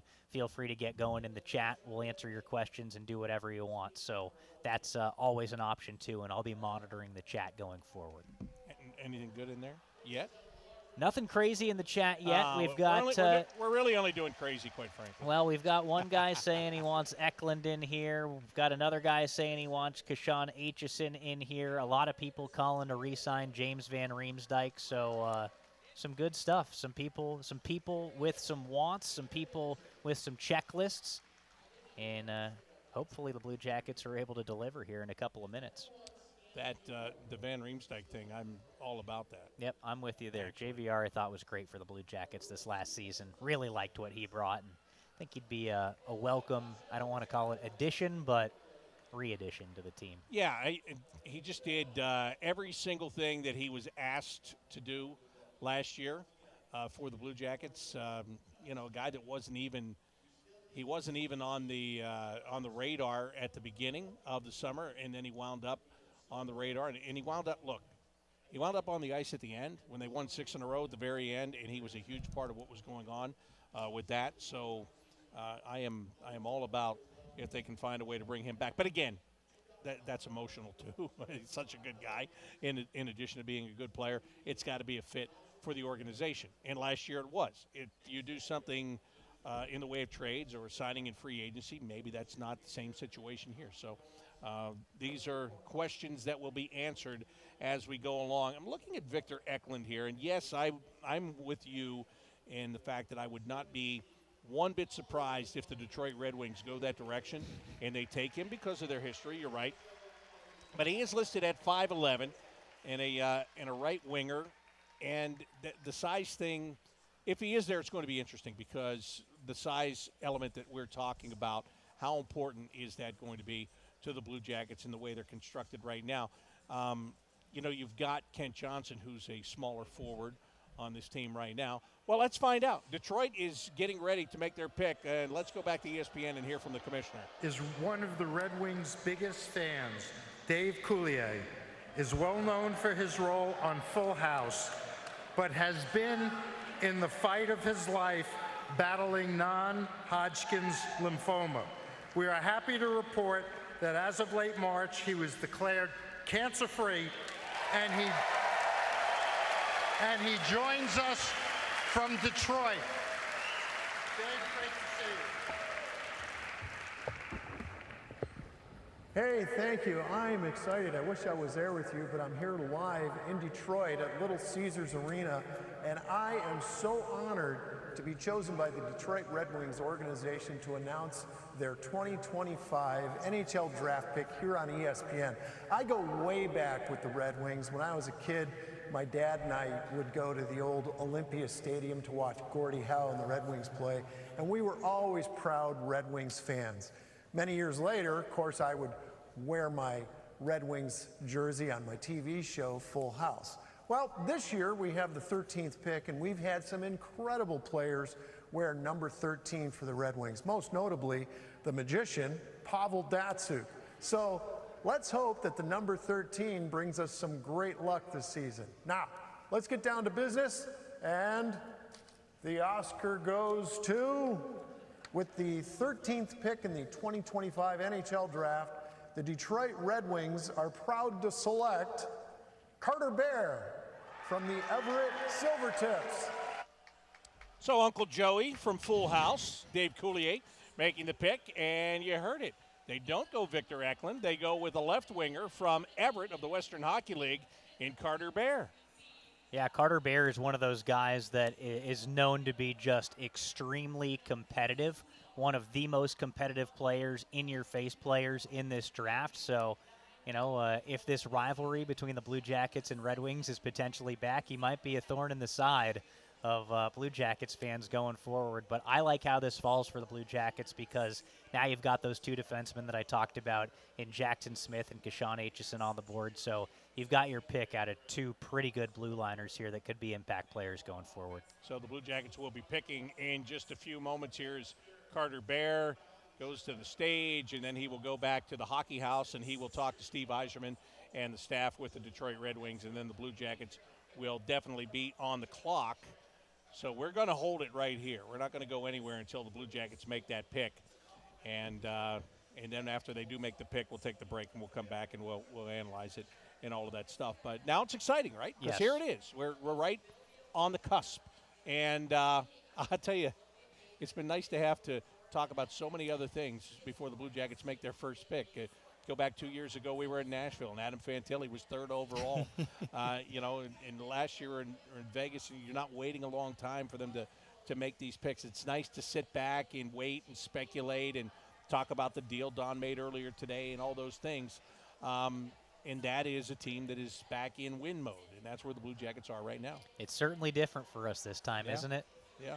We've had to adjust a little bit. It's all different. If we would have been at the draft the way it used to be held, like we would have been taking turns running out to get the free food in the back, you know, and like 3 or 4 times a piece by now. And hey, grab me a bag of chips when you're back there.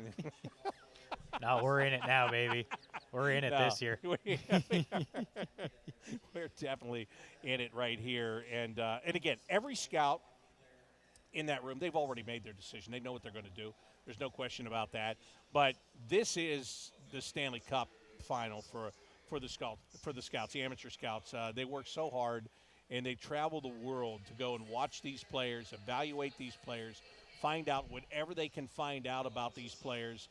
And this is the day that it pays off. They've had their meetings. They made their list. They narrowed it down. As I said, they're looking at the list right now, and they're going, okay, which guy is our top guy that's still available? That's the guy we're going to take right now. And, you know, I feel good for those guys because they're all such hard workers, and it's going to pay off here in just a minute. Well, and something that Dean talked about earlier, too, is adding quality people to the organization, and I think that's been a trait of the Blue Jackets draft picks going back to when Jarmo Kekalainen was here. You know, the Blue Jackets still have the same scouting staff underneath Don Waddell with Ville Siren leading things, Trevor Timmons part of the equation now. We might have an opportunity to talk to those guys later on. We'll see if time allows that, but they always seem to draft quality people. Just think last year, all those guys that we were able to meet, from Caden Lindstrom to Tanner Henricks to, really all those different guys. Charlie Elick. Yeah. You could name literally every single guy. Evan Gardner, I think you and I really enjoyed as well. Just all quality guys. So I think whoever the Blue Jackets get in here and get with this 14th overall pick, probably going to like a lot. Yeah, and that's the hard part, quite frankly. It's easy to watch. Look, you can get on a computer now and you can watch a game and you can figure out a guy's traits. You can go to games. You can figure out his traits. But getting to know who they are as people and finding out that element of it, and is it somebody that's going to work well within our organization, that's the hard part. And that's what these guys spend so much time doing, is talking to people about these players and their personalities, and they try to meet their family, and they meet their friends, and they just want to find out all about them. The crowd here at Nationwide Arena is starting to get into it right now because the Blue Jackets are indeed getting ready to make the 14th overall pick. Yeah, somebody in the chat asked me what we thought about a goaltender potentially going to the CBJ. I don't think that's going to be in the cards here. I don't think at this point in the draft the Blue Jackets will select a goaltender. There's one maybe projected to go in the first round, Joshua Ravensbergen. 14 might be a little bit rich. I like the Blue Jackets going defense here. All right, we are about to find out what they do, but right now let's pause 10 seconds for station identification here on 97.1 The Fan.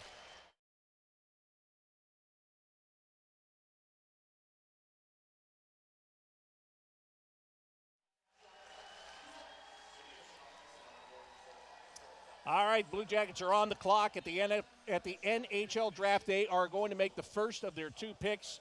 This is number 14 they have gotten to, and we had wondered for a long time whether they were going to make this pick or not make this pick. Don Waddell was very honest about the fact that both of these first-round picks have been on the table for quite some time.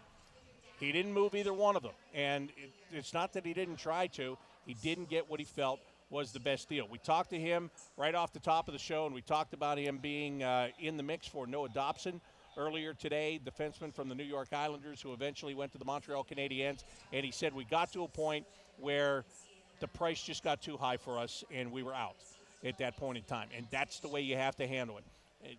You don't want to overpay, and so that's why the 2 draft picks are still here. He didn't make that trade, but he turned around a couple of hours later and got Charlie Coyle and Miles Wood from the Colorado Avalanche. Still didn't have to give up either one of those first-round picks. So, barring a change, we are going to see the first of those selections here in just moments.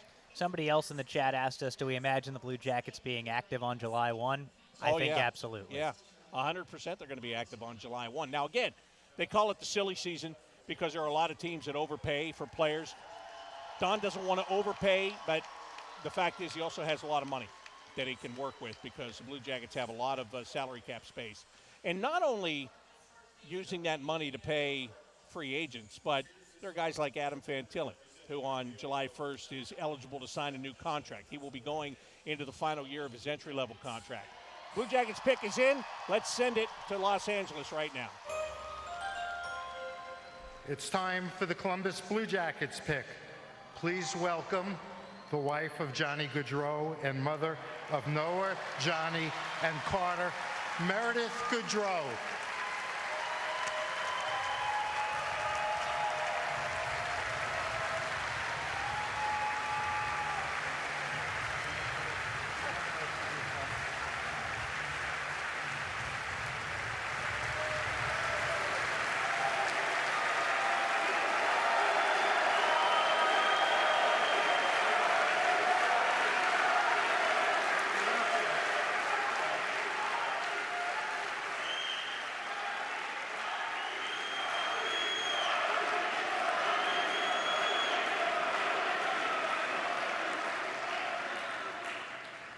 Thank you.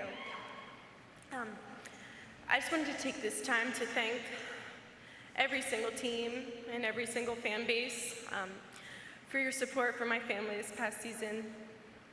It's truly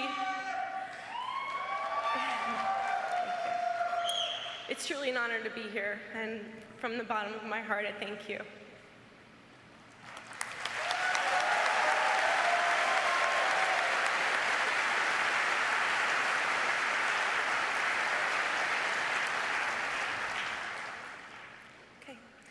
With the 14th overall selection in the 2025 NHL Draft, the Columbus Blue Jackets are proud to select from the Tri-City Americans, Jackson Smith.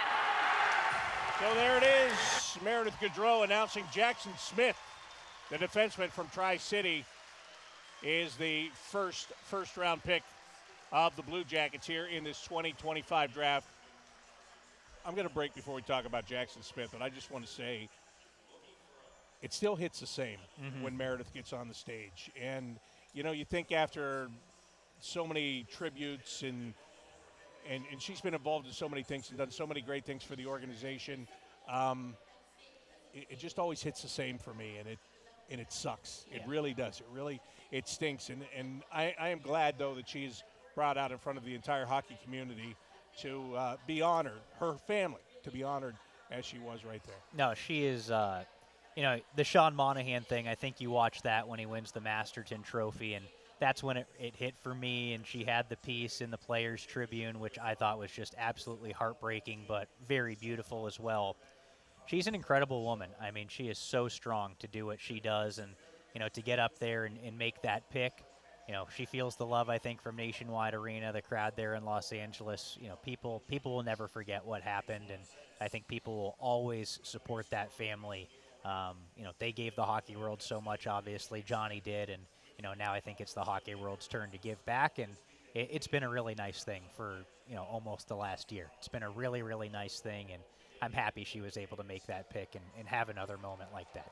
She is incredibly strong. I agree. She is incredibly strong. I agree with you 100%. Jackson Smith is the pick by the Blue Jackets. We'll take a break and come back and tell you all about him.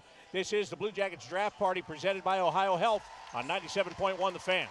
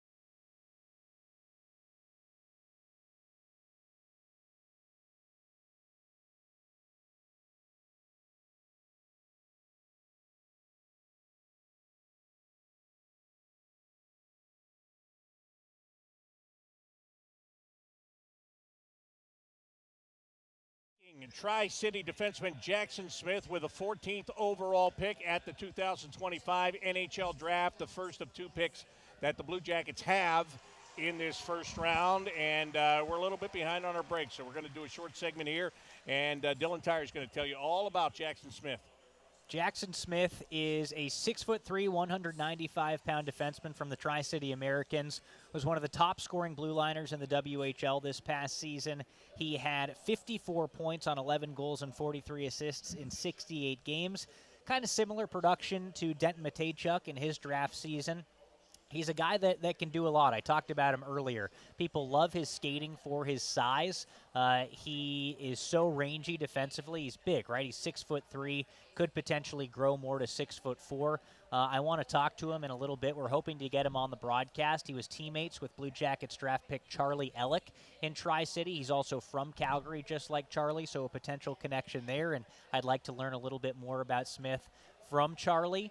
But lots to like about Jackson Smith, and he's going to play at Penn State next season. He's committed to play at Penn State, so obviously a lot of these guys from the Canadian Hockey League are going to be in the NCAA next season. He's one of them. He'll be in the Big Ten. He'll be making a trip to Columbus at some point, playing for Penn State. So I think Blue Jackets fans have to like a lot about this guy. You know, and looking at his numbers, and you look at what he did a couple of years ago, this number doesn't always mean anything, but this kind of jumps out at me. He was a minus 29 2 years ago. Last year, he was a plus 2. Now, I know your teams change and maybe your overall defense changes and all that stuff, but that is quite a contrast to make a pretty big leap in 1 year. And although not, maybe in some ways not all that surprising, because you have a year's worth of experience in the league, and now you're able to come in year 2 and play your game. So, again, that number could mean absolutely nothing when it's all said and done, but it looks pretty impressive, actually. I like it. They always say development isn't necessarily always linear, but he developed a lot last season and a great project for the Blue Jackets going forward. Jackson Smith, big defenseman. He's a left-handed shot. He is listed at 6'4" and 199 pounds, and he becomes the Blue Jackets' first-round pick tonight, 14th overall in the NHL Draft. We'll take another break and come back and continue from Nationwide Arena. It's the Blue Jackets Draft Party presented by Ohio Health here on 97.1 The Fan.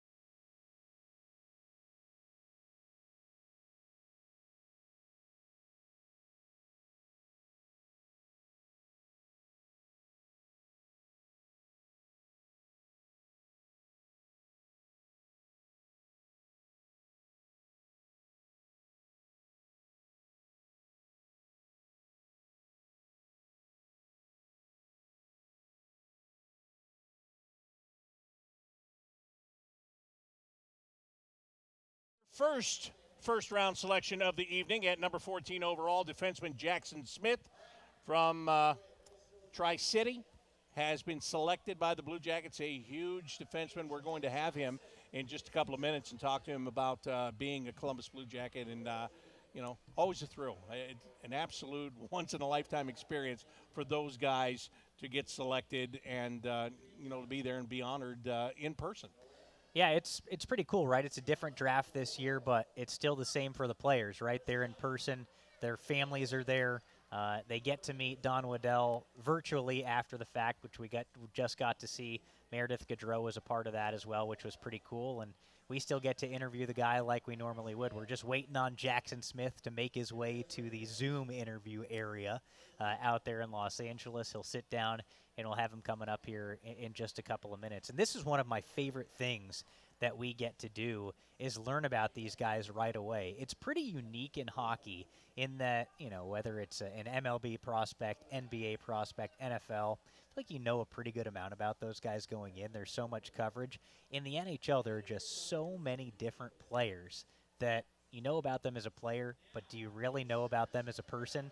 Not necessarily. So this is the time that we get to learn more about these guys as a person, and you maybe learn a fun thing about this guy or an odd fact about this guy. Remember last year, Caden Lindstrom told us his grandfather was a tree feller in that interview, and we were like, what the heck does that mean? What's a tree feller?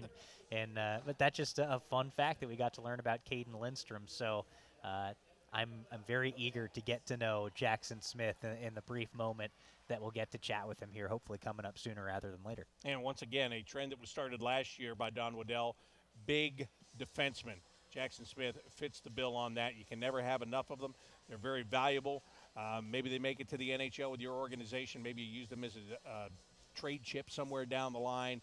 But, again, size, and eventually along the blue line. And you look at what the Blue Jackets have, like right now, Denton Matejchuk's not a size guy. He's a very good puck-moving guy, and he's going to do a great job. And I think he's going to put up a lot of points for this team. But you can't have everybody like that, and you also don't want to have all behemoths here. But you draft as many behemoths as you can, and you hope that they work out, especially when they got a little bit of toughness to their game. Well, think about Zach Werenski. Plays with a little bit of bite on occasion. 6'2", 6'3", well-built, great skater. Not saying Jackson Smith is Zach Werenski by any means, but 6'3", 6'4", solid skater, long, rangy defenseman, has offense to his game.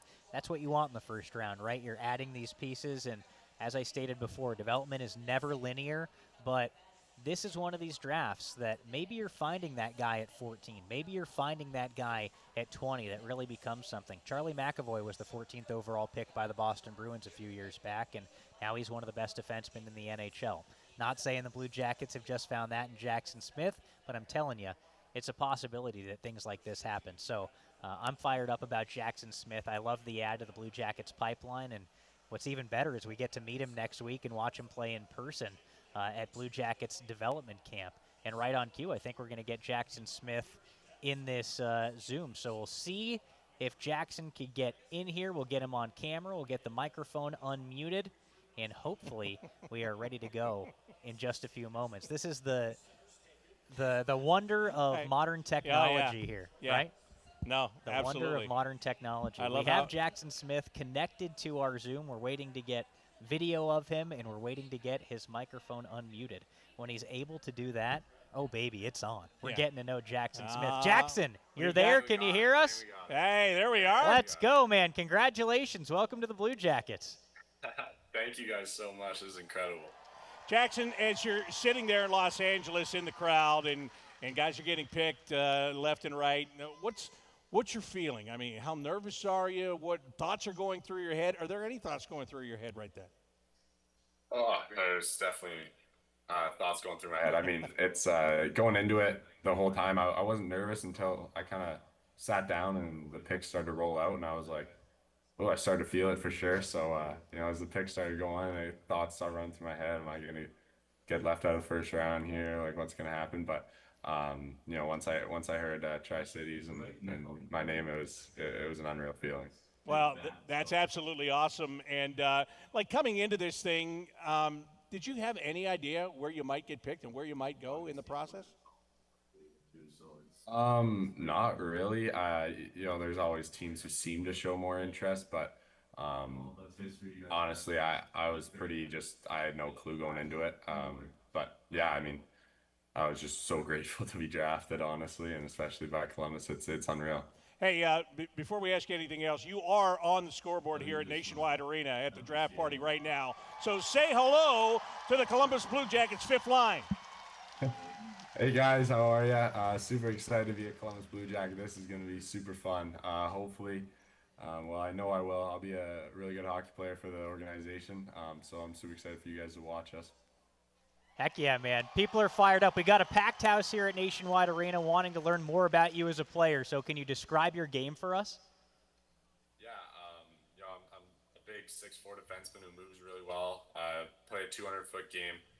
Really good offensively in the O-zone. I think I have a lot of offensive upside to my game, and I can also defend the rush really well and defend in my own end. So I think just overall I'm kind of a full package D-man with especially some offensive upside to me. All right, do you know anybody in the Blue Jackets organization? I know Charlie Coyle is a good Calgary boy like yourself. He's a Tri-City American. So who do you know in this group?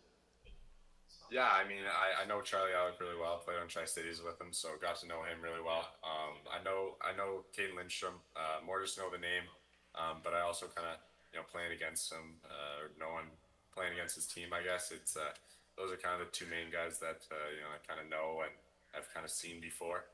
But also like a guy like Lorenzki, yeah, he's just watching him 4 Nations, and throughout the year he's a heck of a D-man. So he's a guy that I look up to as a player.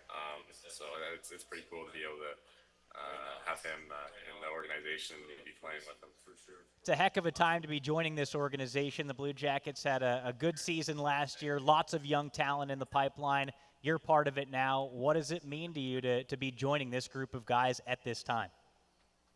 Yeah, it means the world to me. I mean, I want to win a Stanley Cup, and I think I can help a team do that, and I think I can help the Blue Jackets do that. And like you said, I think the Blue Jackets are on the up right now. Young team, and they made a huge step this year from the year before. They had a heck of a year there, so I'm super excited to be able to contribute to that and help them win a Stanley Cup one day. Jackson, I'm sitting here and I'm looking at a picture of you in that Tri-City Americans uniform. It looks pretty darn close to that Blue Jackets jersey you have on right now, so you're already playing the part, my friend. Yeah, honestly, I thought about that when I was walking down here, I looked at it, I was like, this kind of looks like Tri-Cities. So, yeah, I mean, not a big change in jersey there. No, you look right at home in it. And how much are you looking forward to getting out here? I'm assuming you're coming out to development camp next week. Yeah, no, for sure. I think, I just gave my information. They're going to text me, and I think I'm flying out from here. So I'm super pumped for it. It's gonna be awesome. Jackson, thank you so much. It's great to meet you like this, and we look forward to meeting you in person when you come into Columbus. Welcome to the Blue Jackets. Yeah, thank you guys so much, and thank you to the fans. I'm super pumped to be a Blue Jacket. All right, there he is, Jackson Smith. He was taken 14th overall by the Blue Jackets in the first round of the National Hockey League draft. So you talked about it. That first interaction is always so great at these drafts, and getting to meet the player and finding out more about the player. Oh, just awesome, right? That was a pretty sweet moment right there to have him up on the big board here at Nationwide Arena. A big cheer from the crowd, and I loved what you did there to say, hey, buddy, you're on the board right now.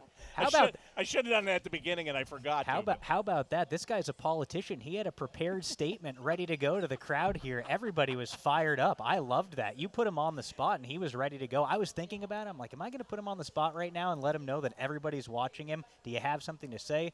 He was ready to go. I loved that. Hey, you got to be a pro, right? What did we talk about? We said the Blue Jackets draft these well-spoken guys, good guys, and the first impression was tremendous right there from Jackson Smith. Absolutely. I agree with you 100%. Victor Eklund, by the way, went to the Islanders. Okay, good pick by the Islanders. They get some skill. That makes some sense, too, and the Islanders are on the clock with number 17. The Blue Jackets are set to pick again at number 20, that first-round pick they got in the David Jiricek trade from the Minnesota Wild. So we're going to take a break and come back with more from the Blue Jackets draft party here at Nationwide Arena. It's presented by Ohio Health, and you're listening to 97.1 The Fan.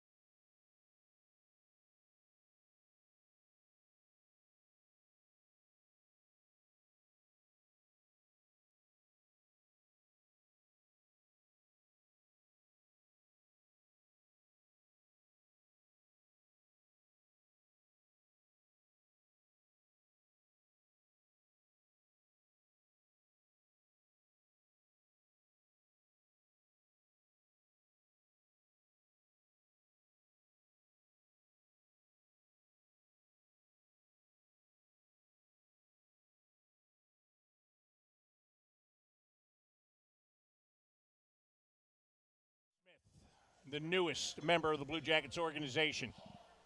6'4", 199-pound defenseman from the Western Hockey League, taken with the 14th overall pick by the Blue Jackets. Blue Jackets getting set here in just a bit for pick number 20 overall. Where are we at on the board right now? The Islanders. Where are we at? Islanders right? just picked Kashawn Aitchison at 17, I 17, believe. yes, Yep. you're right. There we are. Yep, Kashawn Aitchison was another guy that excited me. I was hoping he was there when the Blue Jackets picked at 20, but a nice draft so far by the New York Islanders. They get Schaefer at 1. You said they had Eklund just a few moments ago, and now they get Kashawn Aitchison. So a good forward and a couple of impact defensemen here as the Islanders begin what appears to be a mini rebuild right now. So I don't necessarily know what to call it. They traded Dobson today, but they still got some pieces on that roster. Maybe more to be done, but I like what the Islanders have done. Another team in the Metro getting better. Yeah, they are, well, they were disappointed last year. Well, actually, if you ask them, they shouldn't have gone to overtime against the Blue Jackets, and they should have been in better position late in the year, but so be it. But in any event, they're another one of those teams that's trying a little bit to change on the fly right now, as many teams in the National Hockey League are trying to do. So 17 picks in, and the Blue Jackets waiting for their 20th pick overall so that they can add yet another first-rounder to the stable of picks that they have acquired and assembled here. We had somebody in the chat asking us to ask Jackson Smith who his heroes are, who he models his game after. I promise you we will get that information in the coming days. When he comes to development camp, we're going to be doing some more in-depth interviews with these guys, a real opportunity to get to know them and meet them. So I apologize we didn't get as much time with Jackson Smith right there, but if you've ever been to the NHL draft before, you know these guys need to do a lot of stuff. So that was really nice of him to come as quick as he did to do that interview with us. So I promise you, with both these Blue Jackets draft picks, we'll get more stuff, more in-depth stuff with them in the coming days. Look, we've got Summertime Inside Edge will be starting up week after development camp. So, yes, these guys will be here, and we'll get to sit down with them in a much longer form and pick their brains and get you to know them a little bit more intimately about their games and their lives and all of that over the course of the next couple of weeks. What else we have in there? I saw this thing from Christopher talking about free agency. He said, if I'm going to sign one free agent to get over the hump that'll help you win a cup, Brad Marchand. He's what this team needs. Over a Nikolai Ehlers. Like, I love the bite of a Brad Marchand. I just think the Blue Jackets, when you look at, it's been said that Don Waddell's looking for a top 6 forward. And I think, look, the Monahan, Marchenko, Voronkov line did a lot of good things this year, but I think we saw late in the season when there were some tweaks made to the lines. I'm not sold on Voronkov as a top-line winger. No. He's more of a third-line, use your big body, bang it around kind of a guy. You still use him on the power play and all that stuff. They can use a skilled guy up there on the top line. Do they already have that somebody within the organization? I don't know. Can they find somebody on the open market? Sure. Can you find them for the price and the term that you're looking to that they're looking to get? That's what we're going to find out here over the next couple of days. And we are going to see on July 1st what some of these contracts look like, right? Yep. I don't think anything has looked too crazy so far. I mean, you look at the extension for Noah Dobson, right around $9.5 million. I think that's probably... There were people reporting that he was going to want north of 10 or 11. And, you know, he went to Montreal and took that. And there's a lot of other people that have talked about taxes here lately because of the teams in the no state income tax states having an advantage, which is when they were losing, you said nothing about it. But now all of a sudden it's a big deal. He's going to Montreal. He's going to be heavily taxed with that there. And he ended up taking less money. So, yeah, to your point, nothing's been really crazy. Yeah, Sam Bennett, 8x8 today. Yeah. That's another. Well, it's a no income tax state, but it's 8x8 for a guy that's trying to stick around and make a team work. Yeah. $8 million is a hefty extension, but you know, so far it's not like we've been blown away by anything, right? So we will see what it looks like on July 1st, but you know, so far so good. I think these GMs aren't going crazy.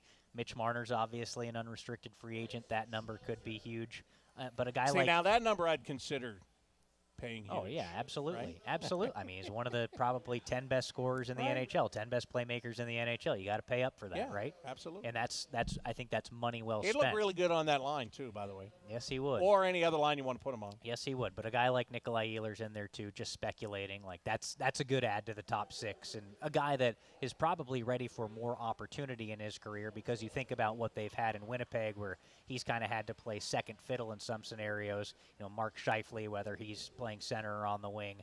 Kyle Connor, Blake Wheeler was there for a long time. So it's maybe an opportunity for Nikolai Ehlers to take another step and come to a place. I wouldn't mind a guy like that. Yeah, absolutely. So it's going to be interesting. There are going to be opportunities that will happen over the course of the next couple of days when it comes to that free agency. So, and again, there's still another full day of drafts that go on tomorrow.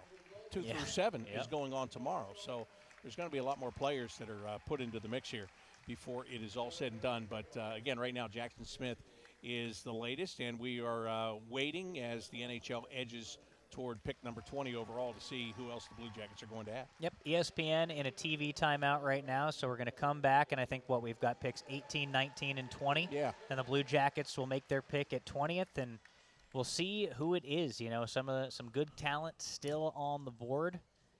I've got to get a breakdown of who's been taken already, but I mean, I think there are some really quality players there. Who you got that's been taken this last little bit? Well, and again, you know, we talked about this. There's so many guys. There's such disparity between guys. So let's see. You want to run down it? We can. Yeah, we can give me a run rundown of since the Blue fast. Jackets have picked. Who's still on Since the Blue board, or Jackets have who's been picked taken. at number 14, the Canucks took Braden Coots. Okay. And Victor Eklund went to the Islanders, and Kashan Atchison went to the Islanders. So that's 17 deep.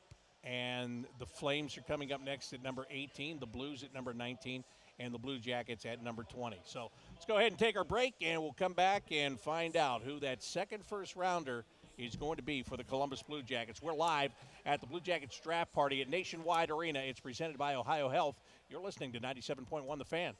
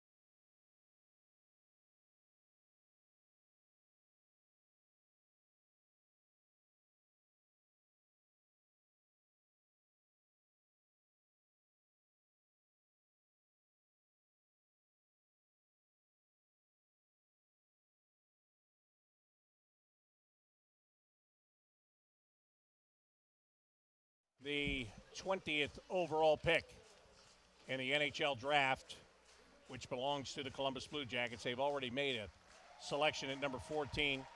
They took defenseman Jackson Smith. And now just a couple of minutes away from taking the 20th overall. And then, as we said, tomorrow they'll add a number of more picks to the arsenal before development camp is opening, and they will be here. Were they here Wednesday on ice? Yep. Yeah. So Wednesday through Saturday with the Stinger Cup on Saturday morning at the Ice House. So you can make your plans to come down and join us at Nationwide Arena and at the Ohio Health Ice House for development camp and get a chance to meet Jackson Smith, watch him on the ice at the very least, and whoever else the Blue Jackets pick up in the draft before all is said and done tomorrow afternoon. Another thing we didn't talk about, and this is just NHL related.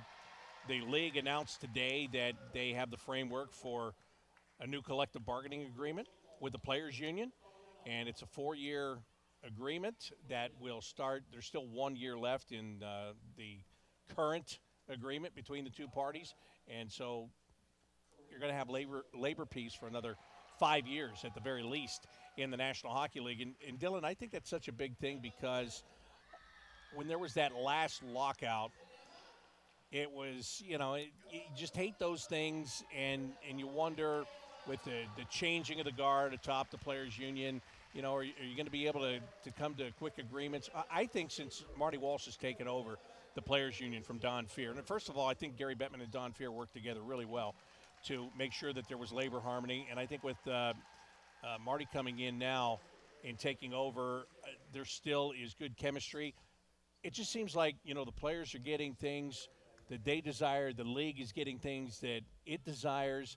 The schedule is going to go from 82 games to 84 games, starting not this season, but the season after. That says to me there's expansion coming, and there's other teams that are going to be coming in. A team outside of Atlanta.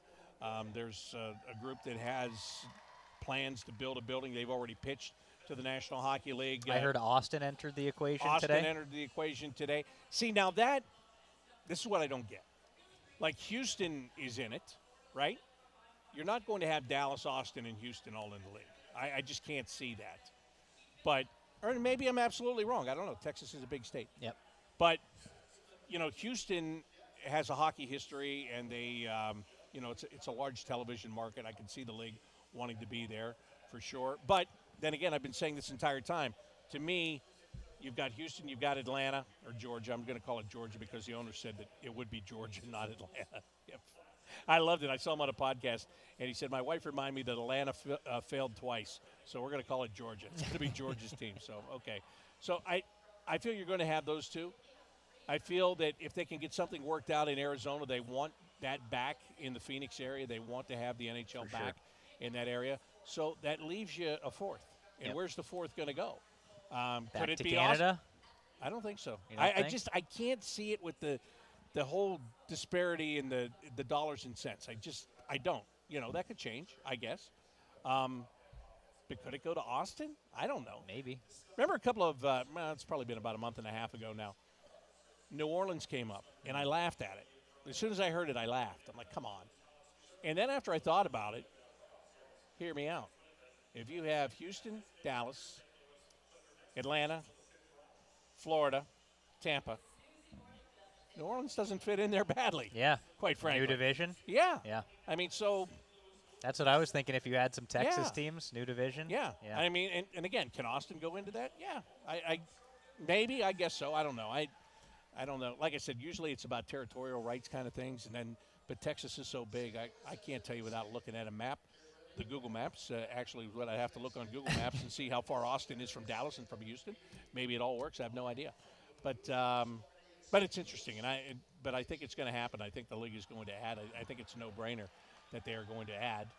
And, and people could say whatever they want to about watering down the talent and all that stuff, but it doesn't seem that it's ever happened. No. And I think there's more hockey players, more quality players all over the world now more so than ever. Well, the league's in a great place right now. I think the TV deals did a lot for the league in helping to bolster it. Expansion has been just a tremendous success. I mean, you got to wonder if Vegas isn't as successful as they are right away. Is expansion is in vogue and hot as it is right now? I know there's expansion talk in a lot of different sports, but Vegas proved that you can be good right away. We saw Seattle make the playoffs. I know they've taken a little step back since then, but Seattle made the playoffs almost right away. So there is a way for teams to be successful right now with the current expansion draft rules. With the amount of good hockey players there are, with the salary cap being what it is, the expansion fees are huge. They've really helped to balloon the overall values of every franchise in the NHL. So, I mean, it's a great time to be in hockey. The sport is continuing to grow, and, the more it spreads around the United States and North America in general, I think the league's just going to continue to get better and better and be in a great place. So this new CBA that it sounds like they've agreed to, there are a lot of really, really good things about it, and I think the players are happy. The owners are going to be happy. Gary Bettman, I think, is obviously happy. Players Association is happy. It's a win-win-win-win-win across the board for everybody, and I just want to keep seeing the sport skyrocket, keep going on an upward trajectory, and hopefully the Blue Jackets are going with them. Yeah, absolutely, 100%. And you've got return to the Olympics next year. Yes, that's going to be great. You've got that's what I left out. The Four Nations, I think, did so much for hockey this last year. It did. Yeah. If there's ever another All-Star game, I'll be shocked. Yeah.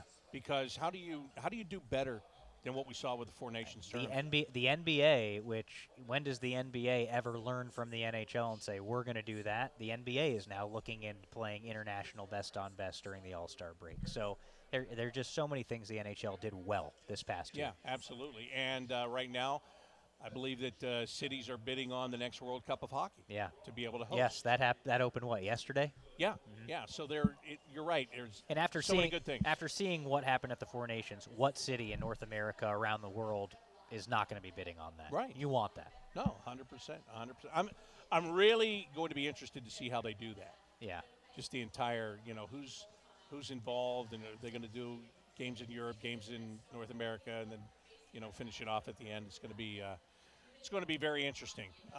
Justin Carbonneau, a right winger from the Quebec League, has just been taken by the St. Louis Blues with overall pick number 19, and that means the Blue Jackets are up next with the 20th overall pick. All right, so let's talk about some options here. We talked about potentially a goaltender with the 14th overall pick. We had a question about that in the chat.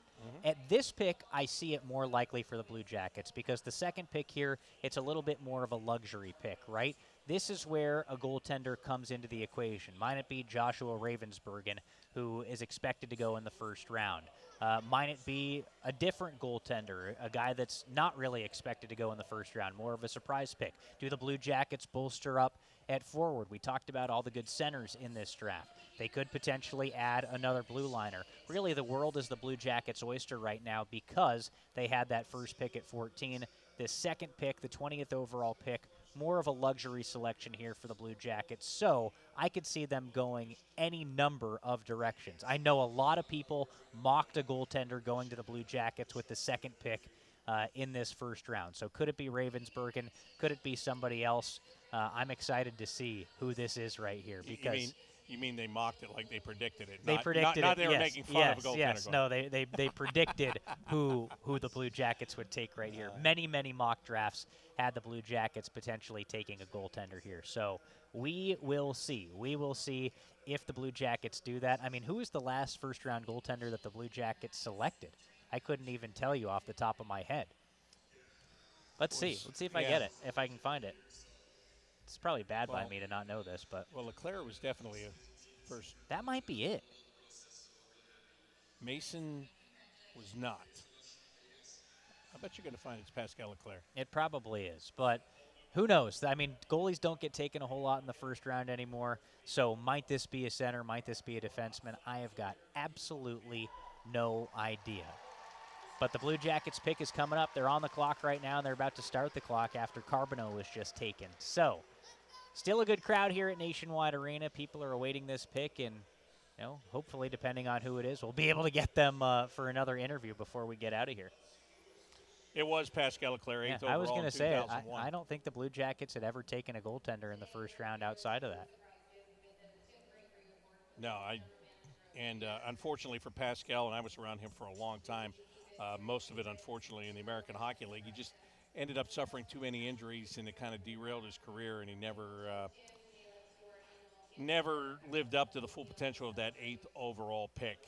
Yeah, Steve Mason was taken 69th overall by the Blue Jackets. So I knew he wasn't first, but he was high. And then he was, obviously he came in and he won the Calder Trophy in his first year as a rookie in the National Hockey League. So Blue Jackets are on the clock. We're going to find out who they take with this 20th overall pick. And then we will stay on until we get that player on with us and get a chance to do an interview with him before we wrap things up tonight. So that's where we stand right now, just waiting for the Blue Jackets to get to the microphone, get to the podium there, and announce who that next draft pick is going to be. You're talking about the luxury of taking maybe a goaltender here. I remember Jarmo Kekalainen's first draft when he had the 3 draft picks, and he took Alexander Wenberg, and then he took Kirby Reichel, and he took Marco Dano. And Dano was, what was he? He was 30th or something. It was very late, right?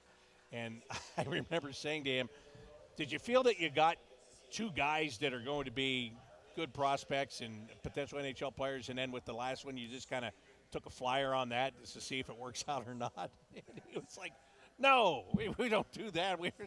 And I'm like, as it turned out, and Marco Dano had 2 different stints here, if you recall. Yes, I do. And he's a great kid, and he worked hard. But, yeah, it kind of worked out that way, right? And unfortunately, of the 3, Wenberg worked out the best of the 3, and Reichel never turned out to be what they had hoped that he would be. But, yeah, you can do that at these points. You don't necessarily like to do it, but you've got 2 first-round picks. I'm sure they feel they hit a home run with Jackson Smith. There's no doubt. Absolutely. Yeah. Absolutely. I think they've got to be very, very happy with that one, and we'll see if they're able to do or hit another home run here. Do we have a pick? We don't have a pick yet? Okay.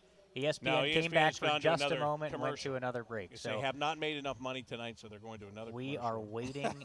We are waiting very, very excitedly on the edge of our seats right now to see what the Blue Jackets do with this 20th overall pick. We will see. Speaking of Marco Dano, I think Marco Dano coming back for his second stint with the Blue Jackets might have been the first on-air interview I ever did with the Blue Jackets. We had him come up in the radio booth during the preseason, and I think he came up there and I did an interview with him. Welcome back to Columbus. You know what I remember the most about him, though, from that draft? What's that? Is that he had an interpreter with him at the podium, and he didn't completely wave the person off, but he wanted to answer everything in English. If he got stuck on something he didn't understand or know how to say, he would ask how to say it, but he made that very first real effort because he didn't talk a lot of great English right there at the very beginning. I remember when he came back the second time, I was like, dude, I can't believe you were worried about your English speaking back then, because it was pretty good for a guy that didn't do a lot of it. And but I remember that being a guy that was he was making an effort on the very first day. He wanted to get himself acclimated to the culture of the National Hockey League, and really gave it a great effort. And I was impressed by that. And I liked him when he was here. I liked him when he was here both times, as a matter of fact. But he was a good guy, and he was a late round pick, and he played a little bit in the National Hockey League, which is what you're hoping for as an organization. As we have this break before we get to the 20th overall pick, I want to tell you about the development camp that we talked about, and the players coming in and really getting things going for all intents and purposes. They're going to be on the ice a bit on Wednesday. That is July 2nd next week. Wednesday they'll be on the ice. Thursday they'll be on the ice. And again, a lot of this is just kind of going through some drills and just getting acclimated. Really what this development camp is for these players is to come in, get to see the building, get a very small taste of Columbus, get to talk to the people in the organization, and get a whole feel of what it is all about. That's what we're looking at with this development camp that is going to be taking place next week. But again, the real day is on Saturday, July the 5th, the Stinger Cup from 9:30 to 11 in the morning. at the Ice House. So make your plans to come and join us for that because it is always a good time. All right, the Blue Jackets pick is in. Let's go back to L.A. Meredith Gaudreau is coming back to the podium for the Blue Jackets. Making the pick for the Columbus Blue Jackets with the 20th selection, another warm welcome for Meredith Gaudreau.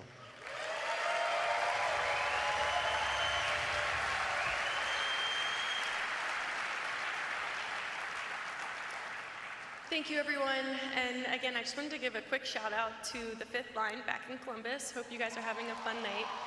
And I want to give a very special shout out to our babies, Noah, baby Johnny, and baby Carter. We love you.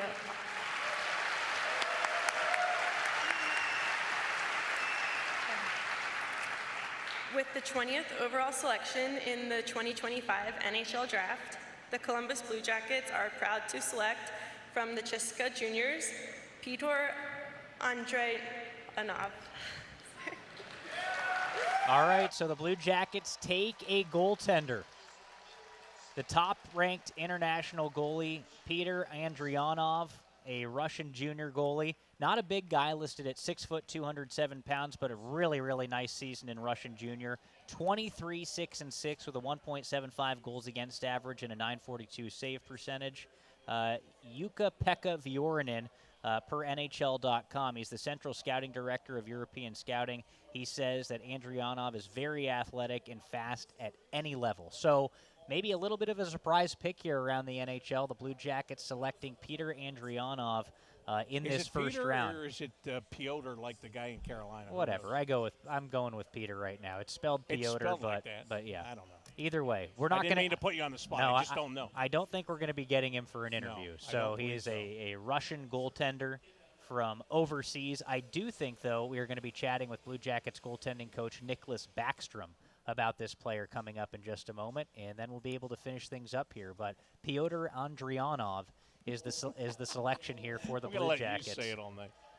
It's always a good thing to draft a Russian goalie, right? The Blue Jackets have Sergei Ivanov over there right now in Russia. He's had a successful couple of years playing in the KHL, and now they pick a goaltender out of Russian juniors. So another netminder added to the Blue Jackets pipeline, and we love those Russian goalies and what they've been able to do in the NHL. Yeah, well, we've had some success with one before, right? So that's not a bad thing. But again, it is a position that needs to be fortified within the organization. Absolutely. And that's why last year when Evan Gardner was available at the end of the second round, the Blue Jackets traded back into the second round so that they could take Evan Gardner because they know it is a position of need. And, that's another position where it's not that you can't ever have enough of them, but, yeah, well, maybe you can't. Anyway, Nicklas Backstrom is with us outside the dressing room right now. And, boy, you just had to get a goalie so you could get on our show, huh? Yeah, it's been a long couple of days, so a lot to fight for. And, walking into the room today, and my spot around the table was in front of Johnny's stall, so I had a feeling it's going to be a great night. Yes, and you're right. As do you know, is this young man, is it Piotr? Is that how you say his first name? Yep. You know? Okay. Piotr Andrianov. We got it? Yeah, you got it Oh, on the man. first try. I'll tell you something, man. I'm done. See, good night, Nick. No, I'm just kidding. So, Nick, tell us a little bit about this guy. I want you to tell me about what you like about him specifically, and also why is it important to not why is it important to add to the goalie mix here, but how important did you guys feel it was to add right now at number 20? There's many questions. I try to remember all of them and answer, but I couldn't remember them while I was asking you. It's late at night, Nick. We get it. I think first of all, Brad Thiessen and Jimmy Mears, they done a tremendous footwork here, scouting goalies, and Peter was a guy we recognized really, really early on, and I think for our fan base, he looks probably familiar. He reminds me a lot of Bob. Really athletic goalie, smart, reads the game really well, technically solid, explosive. There's some good karma in him. He has swagger when he plays, and last weekend Jimmy and Tees went down to Florida to watch him, and they were really impressed with the interview, but how the other players reacted around him. It looks like every player in that camp, the towards him and wanted to be part of him. And so he's a great team player too. And I think we're really fortunate to draft him today. And I think our goalie prospect pool has gone a lot stronger in the past couple of years. Sergei Ivanov, at his age, been starting in the KHL for a couple of years.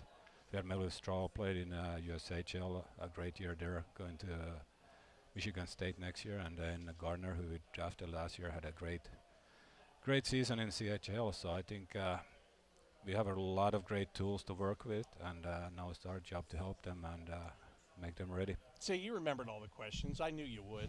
I had all the faith in the world in you. Thank you. You're probably the only one. I do too, Nick. What is it like to be in that room and have to fight to take a goaltender? Because you've got a room full of scouts, a room full of people that have watched these players all year long. There's so many defensemen, there's so many forwards, but every year there's not that many goaltenders. So what do you have to do? Are you standing on the table, pounding that table, saying it's time to take a goalie? How do you get it done? It's a lot of work. It's, all the scouts, you watch 300-400 games a year. You want to fight for a player you believe that can help your organization. It's, I don't know, fighting if that's the right word, but you stand up for what you believe, and still there's a lot of good players left. So I think our goalie crew here are really happy and fortunate that we could pick a goalie this high that we really liked. But I don't know. It's always about goalies. People want to make fun of us, and you go out to the game and you can't win a game without a goalie. So I think it's the most important position in the game. I know I'm like a little biased, but but you need a goalie. Drafting a goaltender over in Russia, it's a little bit different of a process, right, than a North American. Those guys would come to development camp. So how do you keep track of that guy, and what are kind of the next steps in welcoming him to the organization? Yeah, for sure. There's challenges, and probably a reason for that too. But it's, first it's to get to know him. He's under contract in Russia, so he's going to spend some time there. And you have to remember, goalies, it takes years, it takes games to get ready to play at this level. You want to talk about almost playing 200 games that you can see with Jet.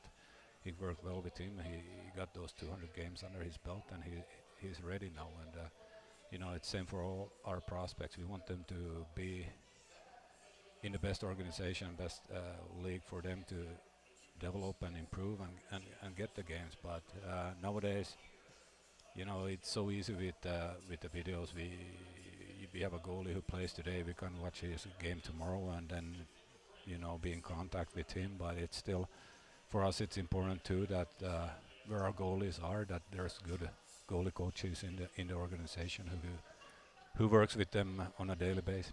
And you used to be that guy. You used to work Europe for the Blue Jackets, and so you know how important that job is. It is. It's to get to know the kids. You have to remember they're really young. It's not just about hockey. It's about life in general. It's coming from a different continent. It's a big step to come to U.S. and you want to prepare them from everything. But for sure, hockey is the biggest thing. But we're not just coaching or helping players or athletes. We're here to coach and help human beings to get where they want to be in life. Hey, before I let you go, Nick, I want to ask you about another Russian goalie who actually you lost this week because Don Waddell traded Daniil Tarasov to the Florida Panthers. You had three guys. They were all pushing for the same spot. Now you're down to two. How excited are you about going into training camp with Elvis Merzlikins and Jet Greaves and the competition they're going to have between the two of them and the way that they hopefully are going to get the best out of one another? Yeah, it's we're in a situation with really good goalies who show they can play really well in this league, and in the games there's only one net. One guy can play, and you have to make decisions. And wish all the best to Daniel. Great goalie, great human being. He's really fun to work with and a great teammate. And back to your question, really excited. Elvis is working hard. I think he's super excited about next year with the Olympics and everything, and how this past season went. Jet coming in and helping us in the end, and with Jet he's done his homework. It's a long road to get to the NHL, and for an NHL goalie it's even longer, and he has done everything we asked, and it's his time to come in here in the camp and fight for a spot to play every night, and it's exciting. I think the whole team is really excited about next year, and but it's still, you have to take it one day at a time. Nick, it's great to see you, buddy. I really appreciate it. We really appreciate you talking to us about Piotr and talking about the goalie situation, and I knew you'd find a way to get on the show one way or the other. I just knew it. Thank you. I would like to say it's nice to see you. I can't see you guys, but it's nice, hey, nice to hear you guys. Look, you're in the best spot. You can't see us. We can see you. Good for you. Hey, we'll talk to you at development camp next week. Sounds good. Thanks for having me. Nicklas Backstrom, he is the goaltending coach for the Blue Jackets, and he's got a full stable now, Dylan. Does he ever? My goodness, the Blue Jackets have all sorts of goaltending prospects between Sergei Ivanov, Melvin Strahl, who was great last season with the Youngstown Phantoms, Sergei Ivanov, did I say Sergei Ivanov? Evan Gardner, and now Pyotr Andrianov. So a long list of goaltenders, and of course Jet Greaves, I guess you could toss into that too, as he's trying to make it into the NHL as a full-timer this next year. Oh, he's going to make it. There is no doubt. Hey, before we wrap up, let's pause a quick 10 seconds for station identification here on 97.1 The Fan.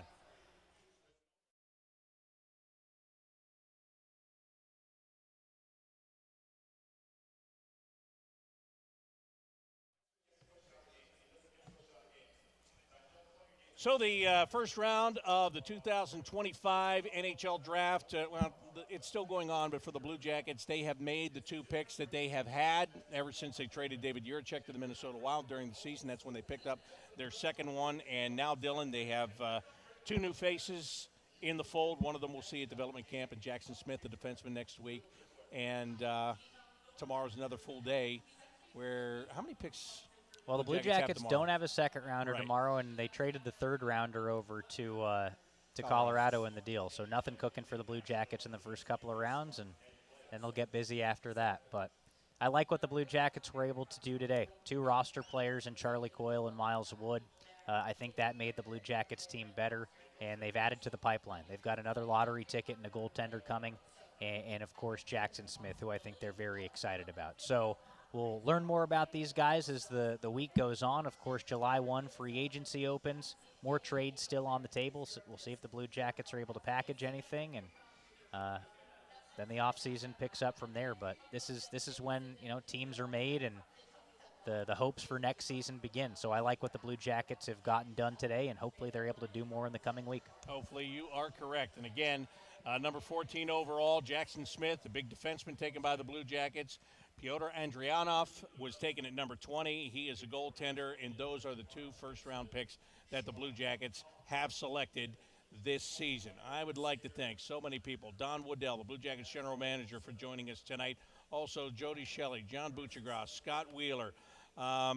Chris Peters was on with us. Mathieu Olivier was signing autographs here at the draft party and was on live with us. Steve Mears was not signing autographs, but he was on live. You don't know that. You're right. I don't know that. He may have done that out in the concourse. Who knows?